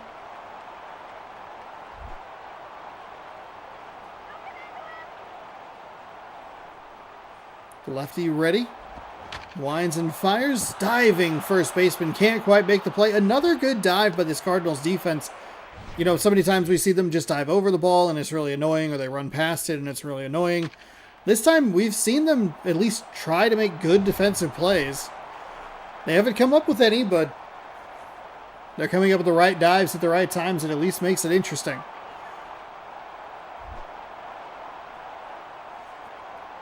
Lefty shakes his head in approval of the pitch that was called by the catcher. And that one's going to get away, so a runner will advance to second. Erases the double play. That would really help end this game in an efficient manner.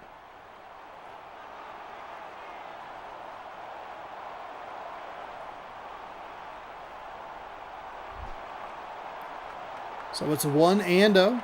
Runner in scoring position. I don't think you worry yourself too much with that run. If it comes around to score, it comes around to score. It's still have a 2-0 or a 2-run lead to work with. Does get the strike call on that pitch. So it's now 1-1 with 1 on and 1 gone. Can't get the, or does not get the call on that outside corner.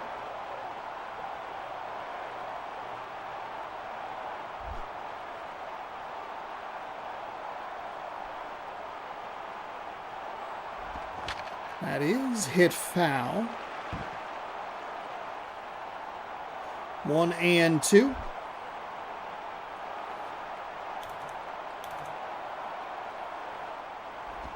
That is foul. Much more authoritative piece of hitting, but foul all the same. 2-2.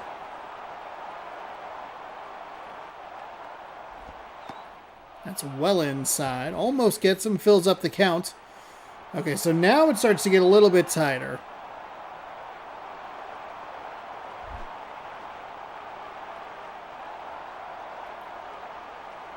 Here comes the payoff pitch. That is hit foul at the first base line. Got on top of it a little bit.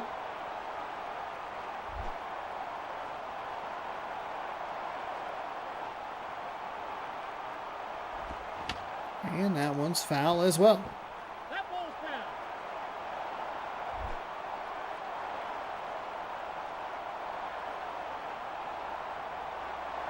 They're going to put the runner in motion to third. It is foul. Oh my goodness. I thought he caught that on the fly.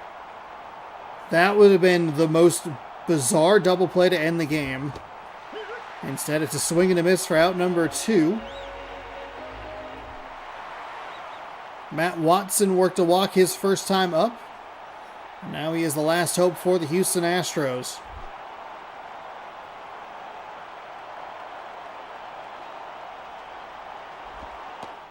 That's inside for a ball.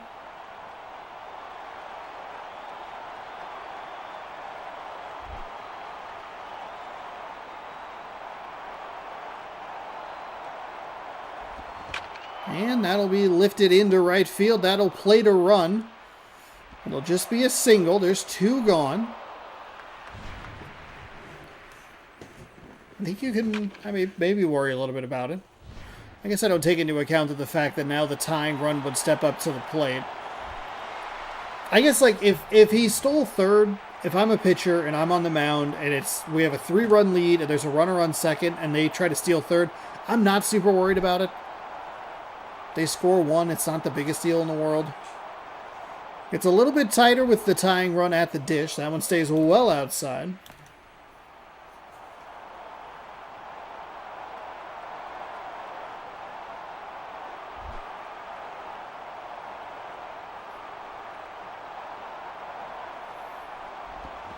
That is going to tie the game. Oh my goodness.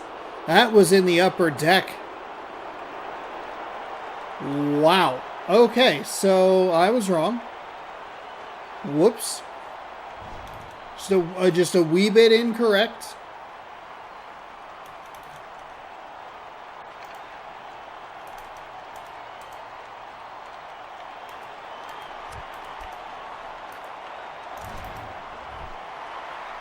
Oops.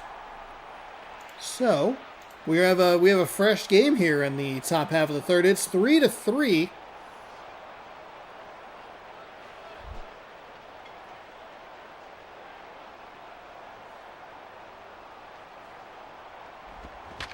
And that's foul up the first base line. Having trouble coming up with that third and final out. He's also had trouble getting around these hitters. That'll be hit over to second. That is an out. So now the error comes back to really bite the Astros. It is 3-3. Jones, Ramirez, and Ramirez coming up to the plate.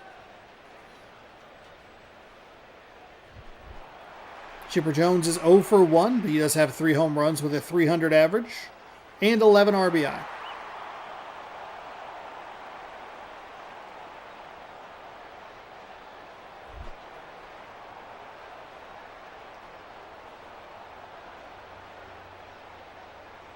What does Jones have here? A strike on the outside. Pitcher was set up pretty far into that other batter's box, and then the pitch just kind of... It drifted in positively. Usually when it drifts in, it really drifts in, but it's a well-located pitch. That is hit. Don't think that it's going to get down. Center fielder makes the grab on the run, and that will be out number 1. There's one lone... No! Hanley Ramirez is 0 for 1, but did score the run. That is thanks to the error. Was it an error in like a passed ball or something?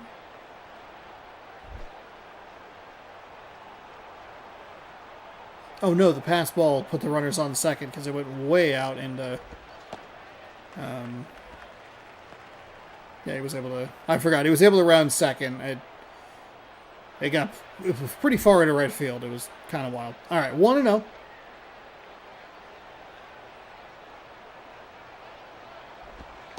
That one stays outside to make it 2-0.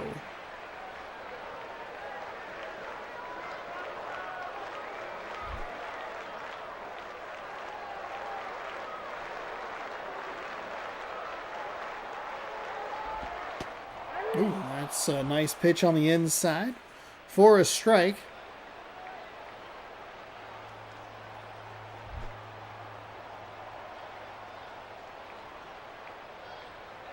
Here comes the 2-1. That's foul up the first base line. It'll be 2-2.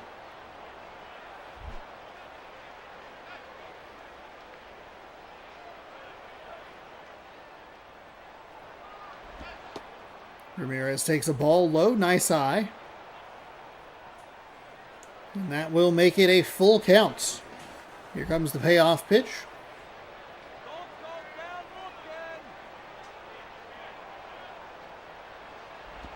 And that one's inside. So a nice job by Ramirez. Kept that at bat alive. And then a couple of pitches that missed pretty badly. Was able to put him on first base. All right. So Manny Ramirez is 1 for 1 with a single and a couple RBI. Does he have another big hit in him? And how fast is Hanley Ramirez in front of him? Can he get all the way around? If Ramirez can drive something deep. They are going to put him in motion. He will beat it safe. The throw was just a little bit to the covering second baseman's right. I think that was the difference. He gets in, and it's the jankiness in the tag. Okay. Ramirez puts himself in the scoring position, and Ramirez... Oh, that's not what you want. Went for the big hero swing and just abysmal out, number 2. Tyler Colvin's 1 for 1 with a single.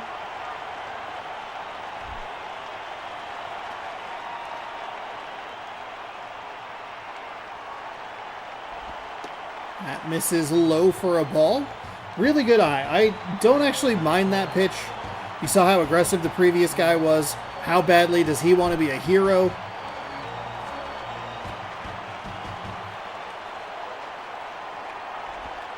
That one's inside.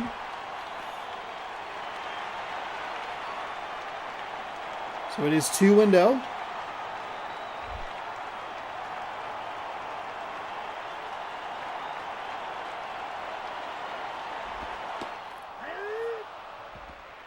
How'd he let that one go by? Oh my goodness, that was a mistake pitch that he got away with. Of course, with this game, sometimes even when it feels like it's a mistake pitch, they really don't do a whole lot with it. I mean, he's had a good eye to work a 3-1 count, hasn't taken the bat off his shoulder.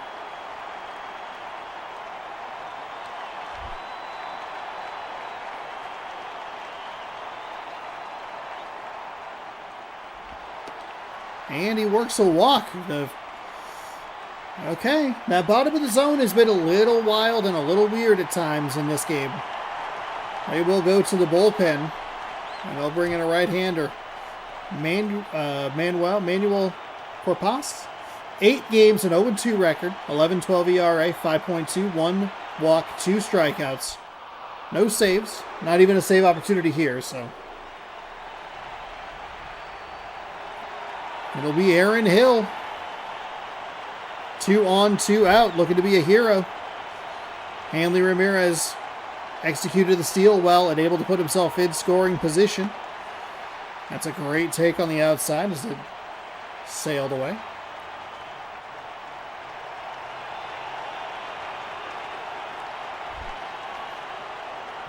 St. Louis has the number 1 rated offense in the game. And that might do it. They are going to send Ramirez around third. The fielder will pick up the ball, but way too late. Safe at the plate. They bring in a relief pitcher, and he gives up the winning run that won't be on his line. And we have 2 walk-off hits today. Game 1 and Game 3. In a game that the Cardinals led 3-0 from the bottom of the first to the top of the third, and then it got weird. Hanley Ramirez, your player of the game, 0 for 1 with a walk. You're telling me that Hanley Ramirez, granted he did score twice, he goes 0 for 1 with a walk, he's your player of the game, but you couldn't give it to Prince Fielder, who had a 3-run home run. Jonathan Sanchez gets the win, he improves to 5-2. Derek Lowe gets the loss, he drops to 2-5. 5th home run of the season for Quinton. And we are done here. 1 at-bat, no hits, 2 runs. Weird. I mean, that walk was big. That walk was very big. It's just weird to see. That was enough to get player of the game, and the other one wasn't. A 3-run home run. Come on. Come on. View today's games. Actually, here, let's go ahead and pop a save. Because you never know. You just never know. Thanks, everybody, for hanging out. I appreciate it. Again, I still need to make a backup. Need to make a backup save. But that's okay. We'll figure it out. I was even at a store today where I could have bought a memory card. But I didn't think about it. Because I didn't need to think about it.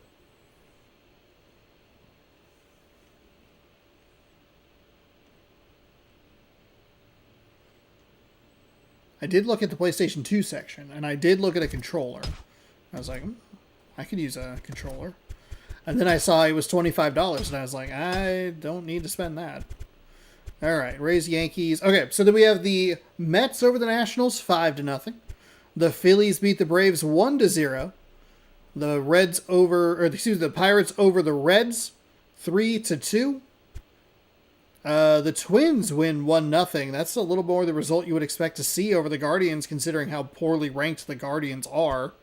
But that's not how it works in baseball. Brewers over the Cubs 3-0. And we watched the Cardinals win 4-3 in walk-off fashion. We are going to move to the Padres, and the Diamondbacks for our fourth and final game. And while that's loading, I'll do two things. One, I'll flip the thumbnail, and two, if you haven't already, hit the thumbs up button. Makes me feel good. And if you haven't subscribed already, consider subscribing. I stream 5 nights a week. Sunday, Monday, Tuesday, Thursday, and Friday. So if you would like more of this fun franchise series, tune in on those days. We'll all lead into our new season of MLB The Show and MLB The Show 26. As we welcome you to Chase Field. Padres are 14-20. The Diamondbacks are 16-17. 49,033.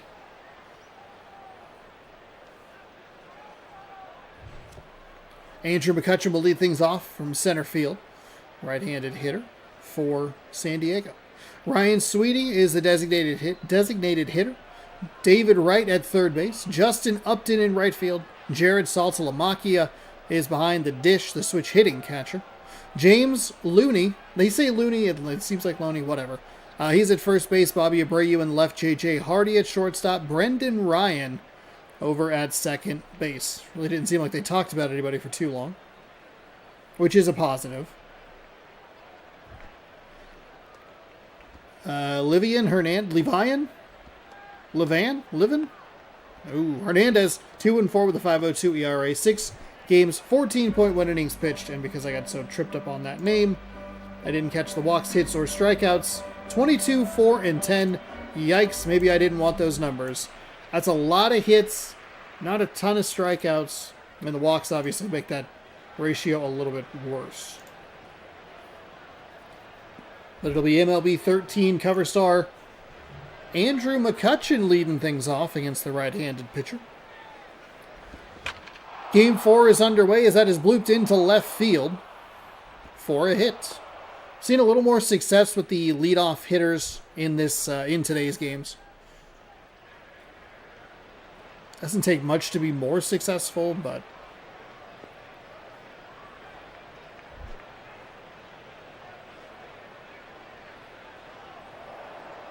they will check on the runner at first. He's back in safe. Pickoff moves continue to be completely ineffective.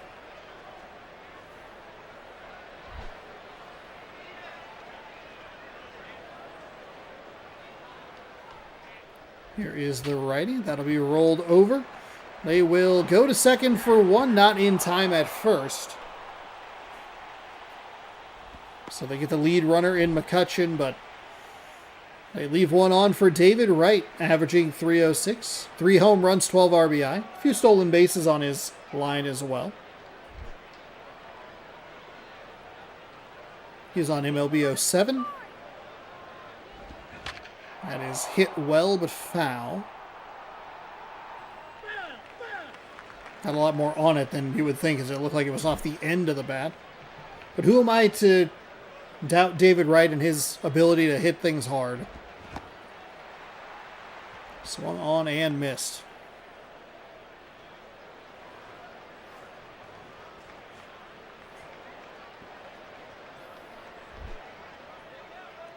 So 0-2. And that is strike 3 on the outside corner. Rung up looking. And that is maybe the best pitch track location we have seen all season. 83 miles an hour on a 4-seam fastball. And just absolutely perfect. So Justin Upton now up with 2 outs. Runner on first. And he will foul that one up the first base line. Makes it 0-1.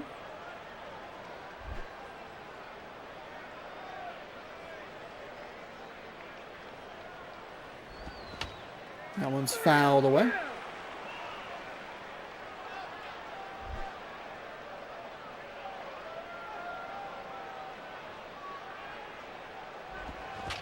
And somehow got air under that one. Maybe a pitch that you wish would have gotten off the base and foul, or off home plate and foul, but alas, it is a pop to second base. So one hit for San Diego. They can't do anything with it. And we will head to the bottom half, which will be led off by David DeJesus in right field. Curtis Granderson's in center. Joey Votto's at first. Alex Gordon in left. Matt Wieters. He is the catcher. Brian Pena is the designated hitter. Freddie Sanchez in at second. Jeremy Carroll at third. The only two right-handed hitters in the lineup. And then Cesar Istruis, who we learned a little bit about yesterday, is at shortstop. 4 lefties, 3 switch hitters, and just the 2 righties. So it's going to be a tricky day for a right-handed starting pitcher, which is what we have. Armando Galarraga. 4-2 with a 1.69 ERA. 6 games with 16 innings pitched. 14-4-9. Not terrible. 18-9 walks and hits to strikeouts. Walks/hits. W/H or H/W if you want alphabetically. And it'd be like a :SO. David DeJesus will lead things off. DeJesus.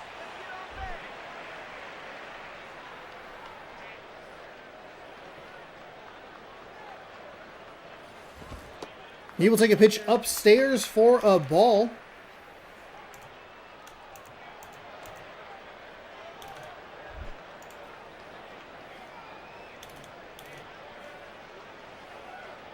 As the righty gets ready. That is in for a strike. Probably caught a little bit more of the plate than he wanted it to, but it is it's a strike regardless, and the pitcher, or the batter, was a little... That's fouled away. A little more passive, so that'll make it 1-2. Bottom 1. We've seen a couple of explosive innings from the home teams in the bottom of the first inning. That is popped out to right field. And there's out number 1.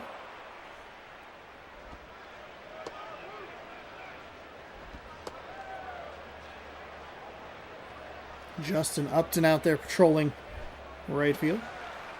Curtis Granderson batting .306, couple of home runs. RBI and stolen base numbers at 4.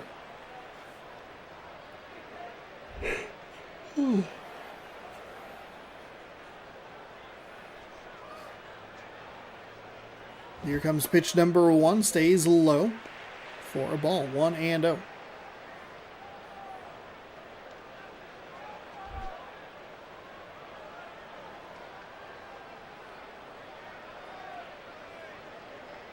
Here comes the pitch. It is outside for a ball.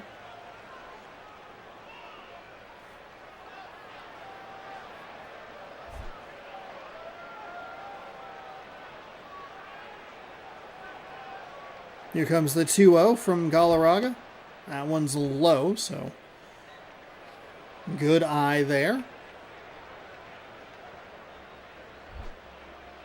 3-0. So it's just a get-me-over fastball. Ooh, he's going to drive that into the ground. Shortstop picks it up, fires over in time. And the 3-0 count quickly turns to an out. A little surprising to see that aggressiveness. Usually the batters are pretty patient on 3-0. And it's the umpires who get a little antsy. The strike zone widens out just a little bit. And then, when a strike is usually called, then the batters start swinging. But that is hit well out to left field. Left fielder tracks it down. A couple steps away from the warning track, and that is out number 3. So Arizona does nothing. It'll be Saltalamacchia. Looney and Abreu coming up.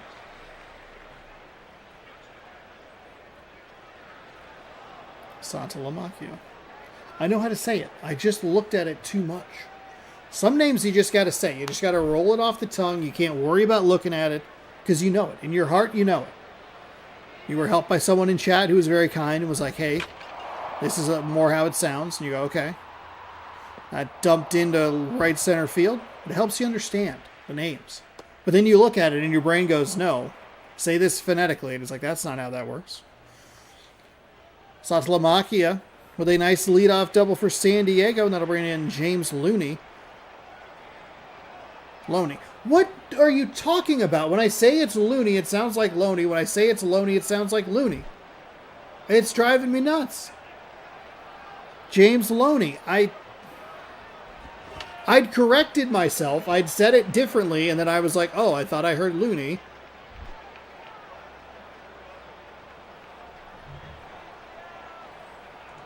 That's it. We're done. The rest of the season's over. Because I can't pronounce one last name. 0-2. So Loney. Damn it. Oh, now I'm all thrown off. Well, at least he mercifully struck out, so I don't have to worry about it for right now. We'll see you next time, buddy. It's a horribly rude way to say that. And we're done with you. See ya. See you later, sucker.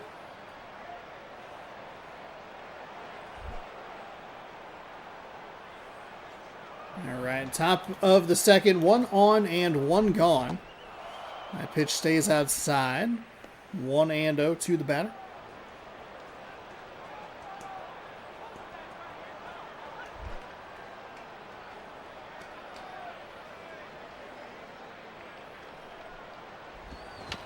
Fouled away.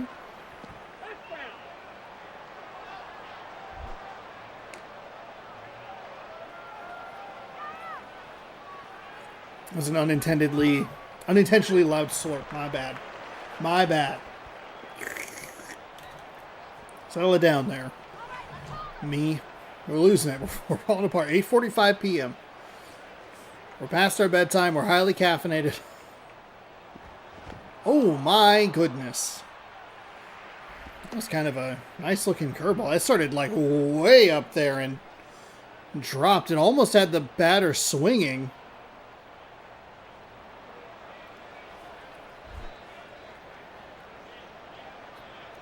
But it's in the dirt, and it's a 2-2 count.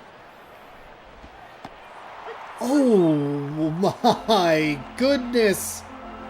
Rung up at the bottom of the zone, and Abreu is set down on strikes. That looked low to me.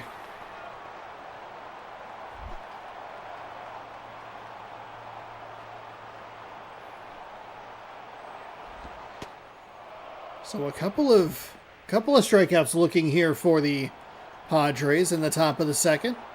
And that's unfortunate for them because Saltalamacchia got on second with the leadoff hit. That one is in an interesting spot considering the strikeout that was just called. It is 2-0 though. That one misses low, 3-0, and I'm sure the pitcher's now a little bit confused because he has gotten some calls at the bottom of the zone. But now it's 3-0. That one in for a strike.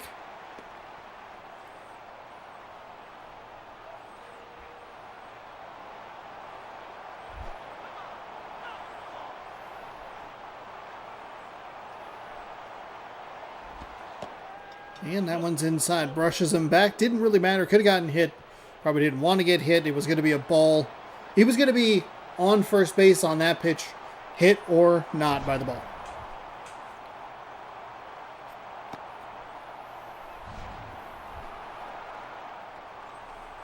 Brendan Ryan, playing for the Seattle Mariners at the time. He'll step in.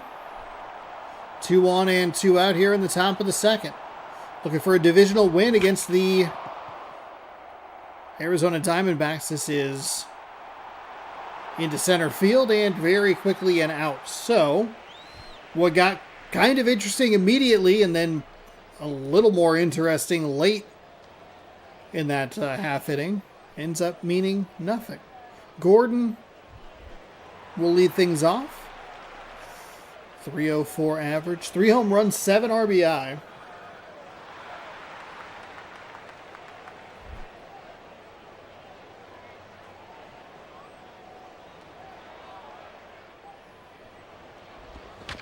And he is rolled up the third baseline, foul.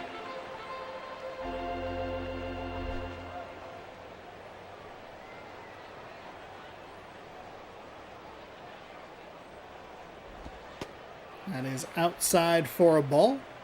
1-1. Game 4 of our coverage today.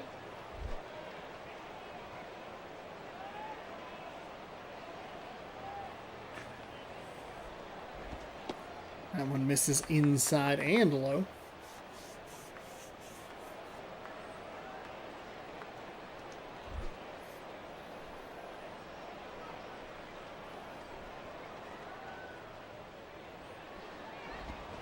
Man, that is... How did he get air on that? That looked like he barely got anything on it, and somehow it flew near the warning track.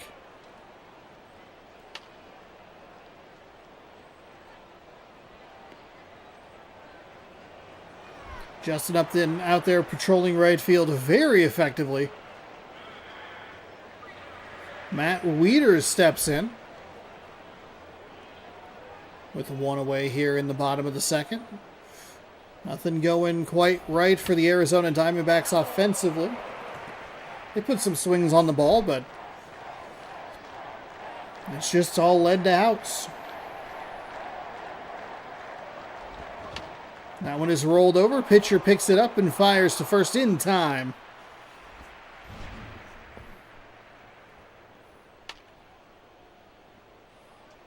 Fielded cleanly. A little surprising to see the kind of the sidearm throw. Usually you just want to see a pitcher underhanded. Just run a little closer to first base, underhand it when you need to.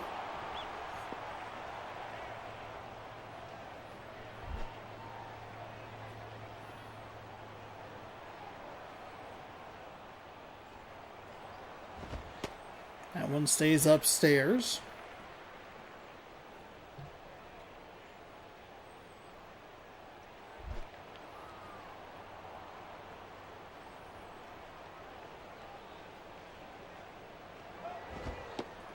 That is outside.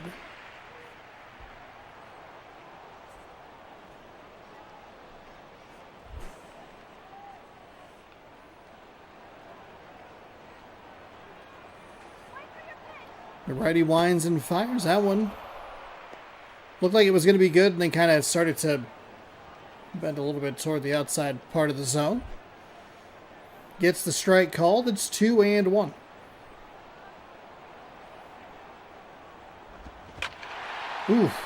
Ooh, takes a big swing at that a little early on it. Drives it deep into the crowd. 2-2.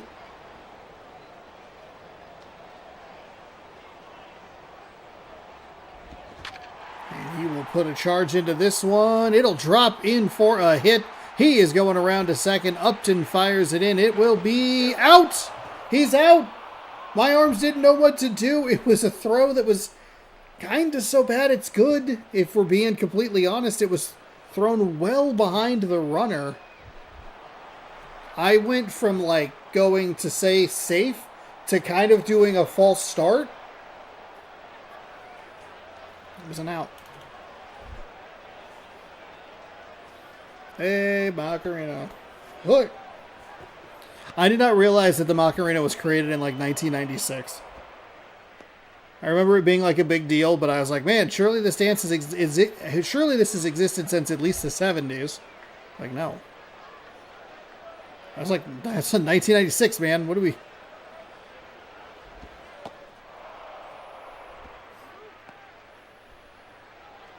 What do you think the last time someone did the Macarena outside of like an event? You know, like, oh, it's 90s night or whatever. Someone loves that song and does it every day. Remember the 70s house? Where they would make them do the hustle or whatever it was? You think, is that show on YouTube? I remember the music video vividly. I don't know if I've ever seen it. And if it was not a copyright nightmare, I would watch it. Let's see. The 70s house. No. House. American reality show. One season in 2005. Oh, someone has it on... Oh, Spice Girl Station has it on YouTube.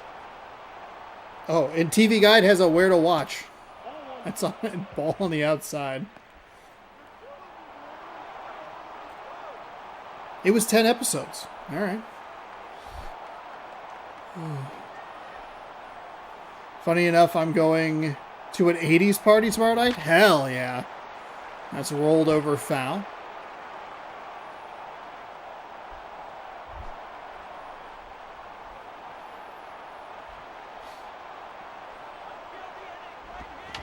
So is 80s night going to primarily be like hair metal? Because when I think of the 90s, I think of it'll be Backstreet Boys, NSYNC, Spice Girls. Who am I missing? Britney Spears. That's probably who I'm missing. I think those would be like the 4 most popular artists. 70s night would be like probably a lot of disco. 60s would be like the 60s or whatever. 2000s would probably be a lot of hip hop. 2010s would be like dance, but I don't think there's a reason for that.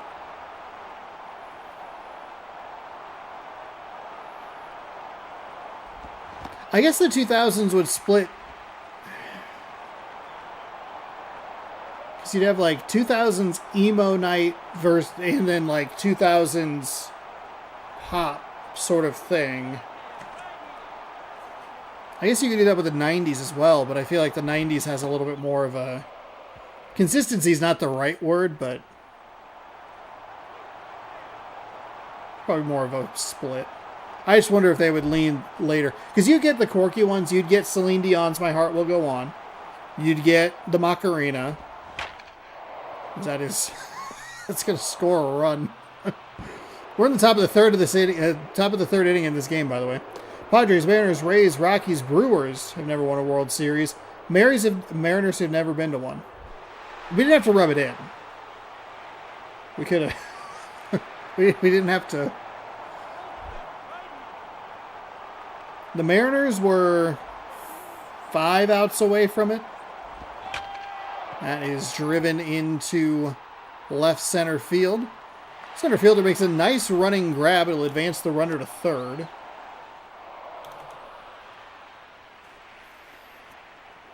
I mean, this is the Mariners' time. That's not me being a fan or anything. This is it. This is their shot. The AL isn't. The juggernauts are in the National League. And even then, some of them didn't really perform last year.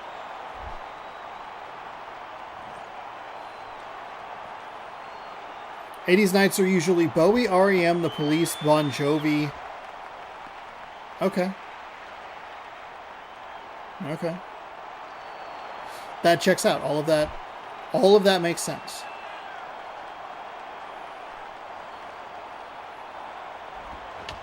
That is... Oh, we got air under that one. There are so many of those hits that look like it's just bounced off of home plate. But somehow they were able to get under it. Weird. Well, San Diego scores 1 while we were talking about the Macarena, and Arizona will have Sanchez, Carroll, and Istruis coming up in the home half of the third. Down 1-0.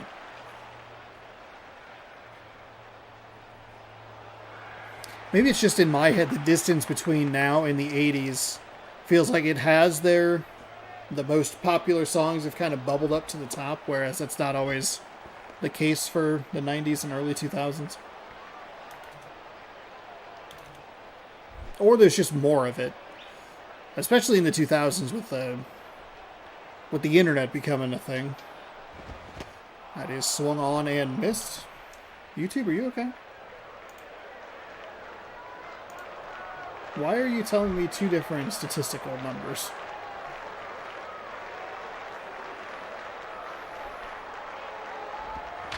That is rolled over to the second baseman, fielded cleanly and fired to first. Out number 1.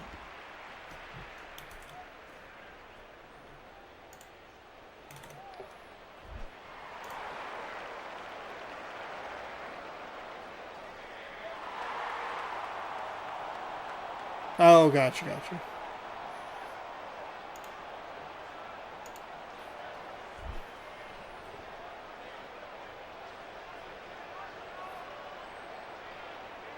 Okay. That is a ball on the outside.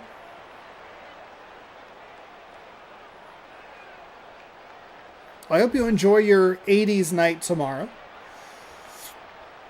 It's a 1-0 count with 1 away. That strike is on the outside corner, making it 1-1.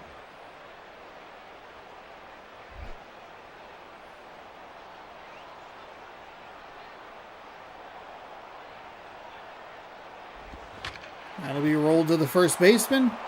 He'll pick it cleanly and step on first for out number 2. So Diamondbacks down to their final out. And it'll come down to Cesar Izustra. Nope. Istruas. God dang it. I knew it and I looked at the name and my brain fumbled it. Just absolutely poo-pooed it. That sails outside for a ball. It's a fundraiser dance for the Humane Society I work at. Oh, hell yeah. That rocks. Well, now I hope it goes well doubly. Both that it's fun and you raise a lot of money for the Humane Society.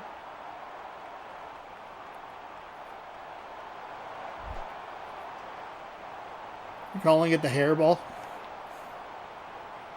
That's really good. That's really good. A 2-out single into center. Oh man, that's fun.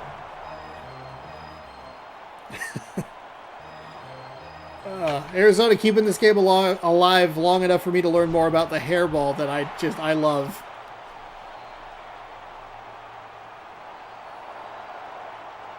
They didn't say his name. I was waiting for the pronunciation. But here comes DeJesus. That pitch is low for a ball.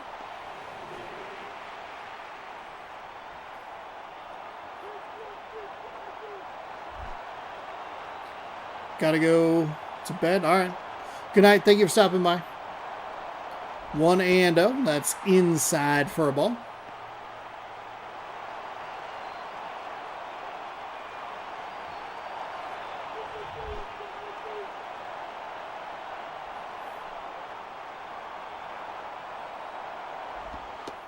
That gets the call on the outside for a strike.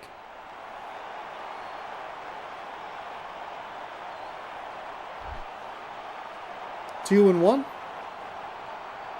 Sounds like I'm going to cry, but I think I might need to sneeze.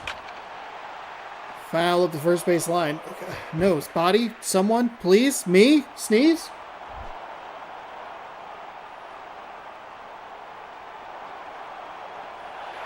Oh, they're going to put the runner in motion.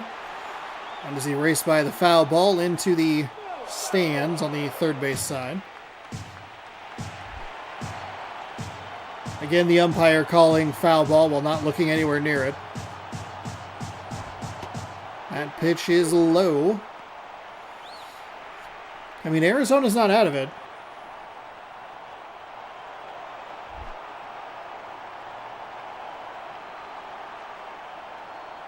These tourists. Oh, Okay, they went with the motion, but they got the strike 3 call. Looks like the batter isn't super happy with it, but San Diego celebrates the win. 1-0 here in our 4th game. We'll have a couple more scores to catch up on before we call it a night.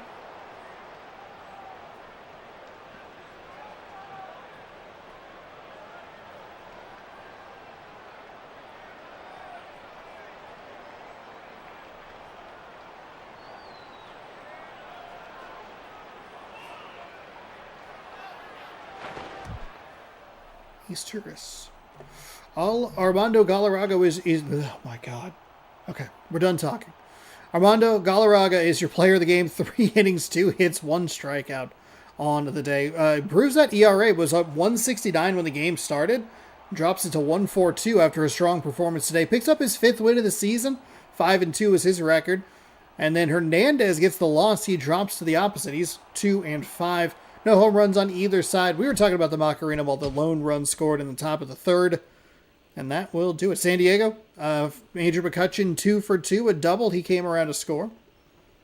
And our opportunity to fix our pronunciation of his name is Turris. Was 1 for 1.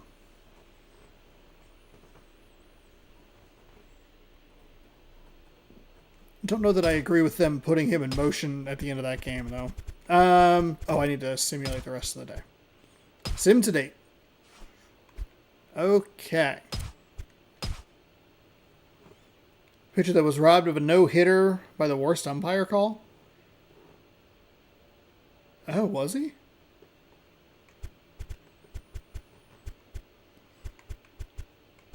Is that the White Sox guy? I thought that was... Maybe I'm thinking of the umpire's name. Who? Because actually in the intro video of this one has the White Sox guy who got robbed of the perfect game. I guess you said no hitter, but... Alright. Where were we? Okay. So we watched that 1-0 game. The Angels take care of the Royals 4-1. And then we have the Mariners over the Rangers 2-0. They improve and pick up their 20th win of the season. And that will do it. We'll have a set of 4 games tomorrow for you on the channel. Let's go ahead and get this saved, and I will bid you adieu. We'll wish you all the luck at your cool 80s party called the Hairball. That is really, really funny. God, that got me. That's good stuff. Thank you all so much for watching. Thank you for hanging out. Sorry I was a little bit late today, but that's okay. I dropped my controller so hard on the ground. Gee, I wonder why it doesn't work. It wasn't intentional. There's a couple of controllers that don't work for other reasons. Anywho, thank you all so much for hanging out. Thanks for watching. He was on the Tigers, not the White Sox. But yeah, it was a perfect game. Is he on the Tigers? Alright. Well, there you have it. See ya. Thank you all so much for watching. Hopefully you enjoyed. If you did, before you head out, give the video a thumbs up if you haven't already. Subscribe if you'd like more. I'll be back with this on Sunday. Tomorrow, I think I should be able to get a video edited for tomorrow night, but if it doesn't come true or come to fruition, then there just won't be anything. Taste test in the morning. Thanks for hanging out, and we'll see you next time. Good sports, go baseball. Good night, everybody. Go to the outro screen, please.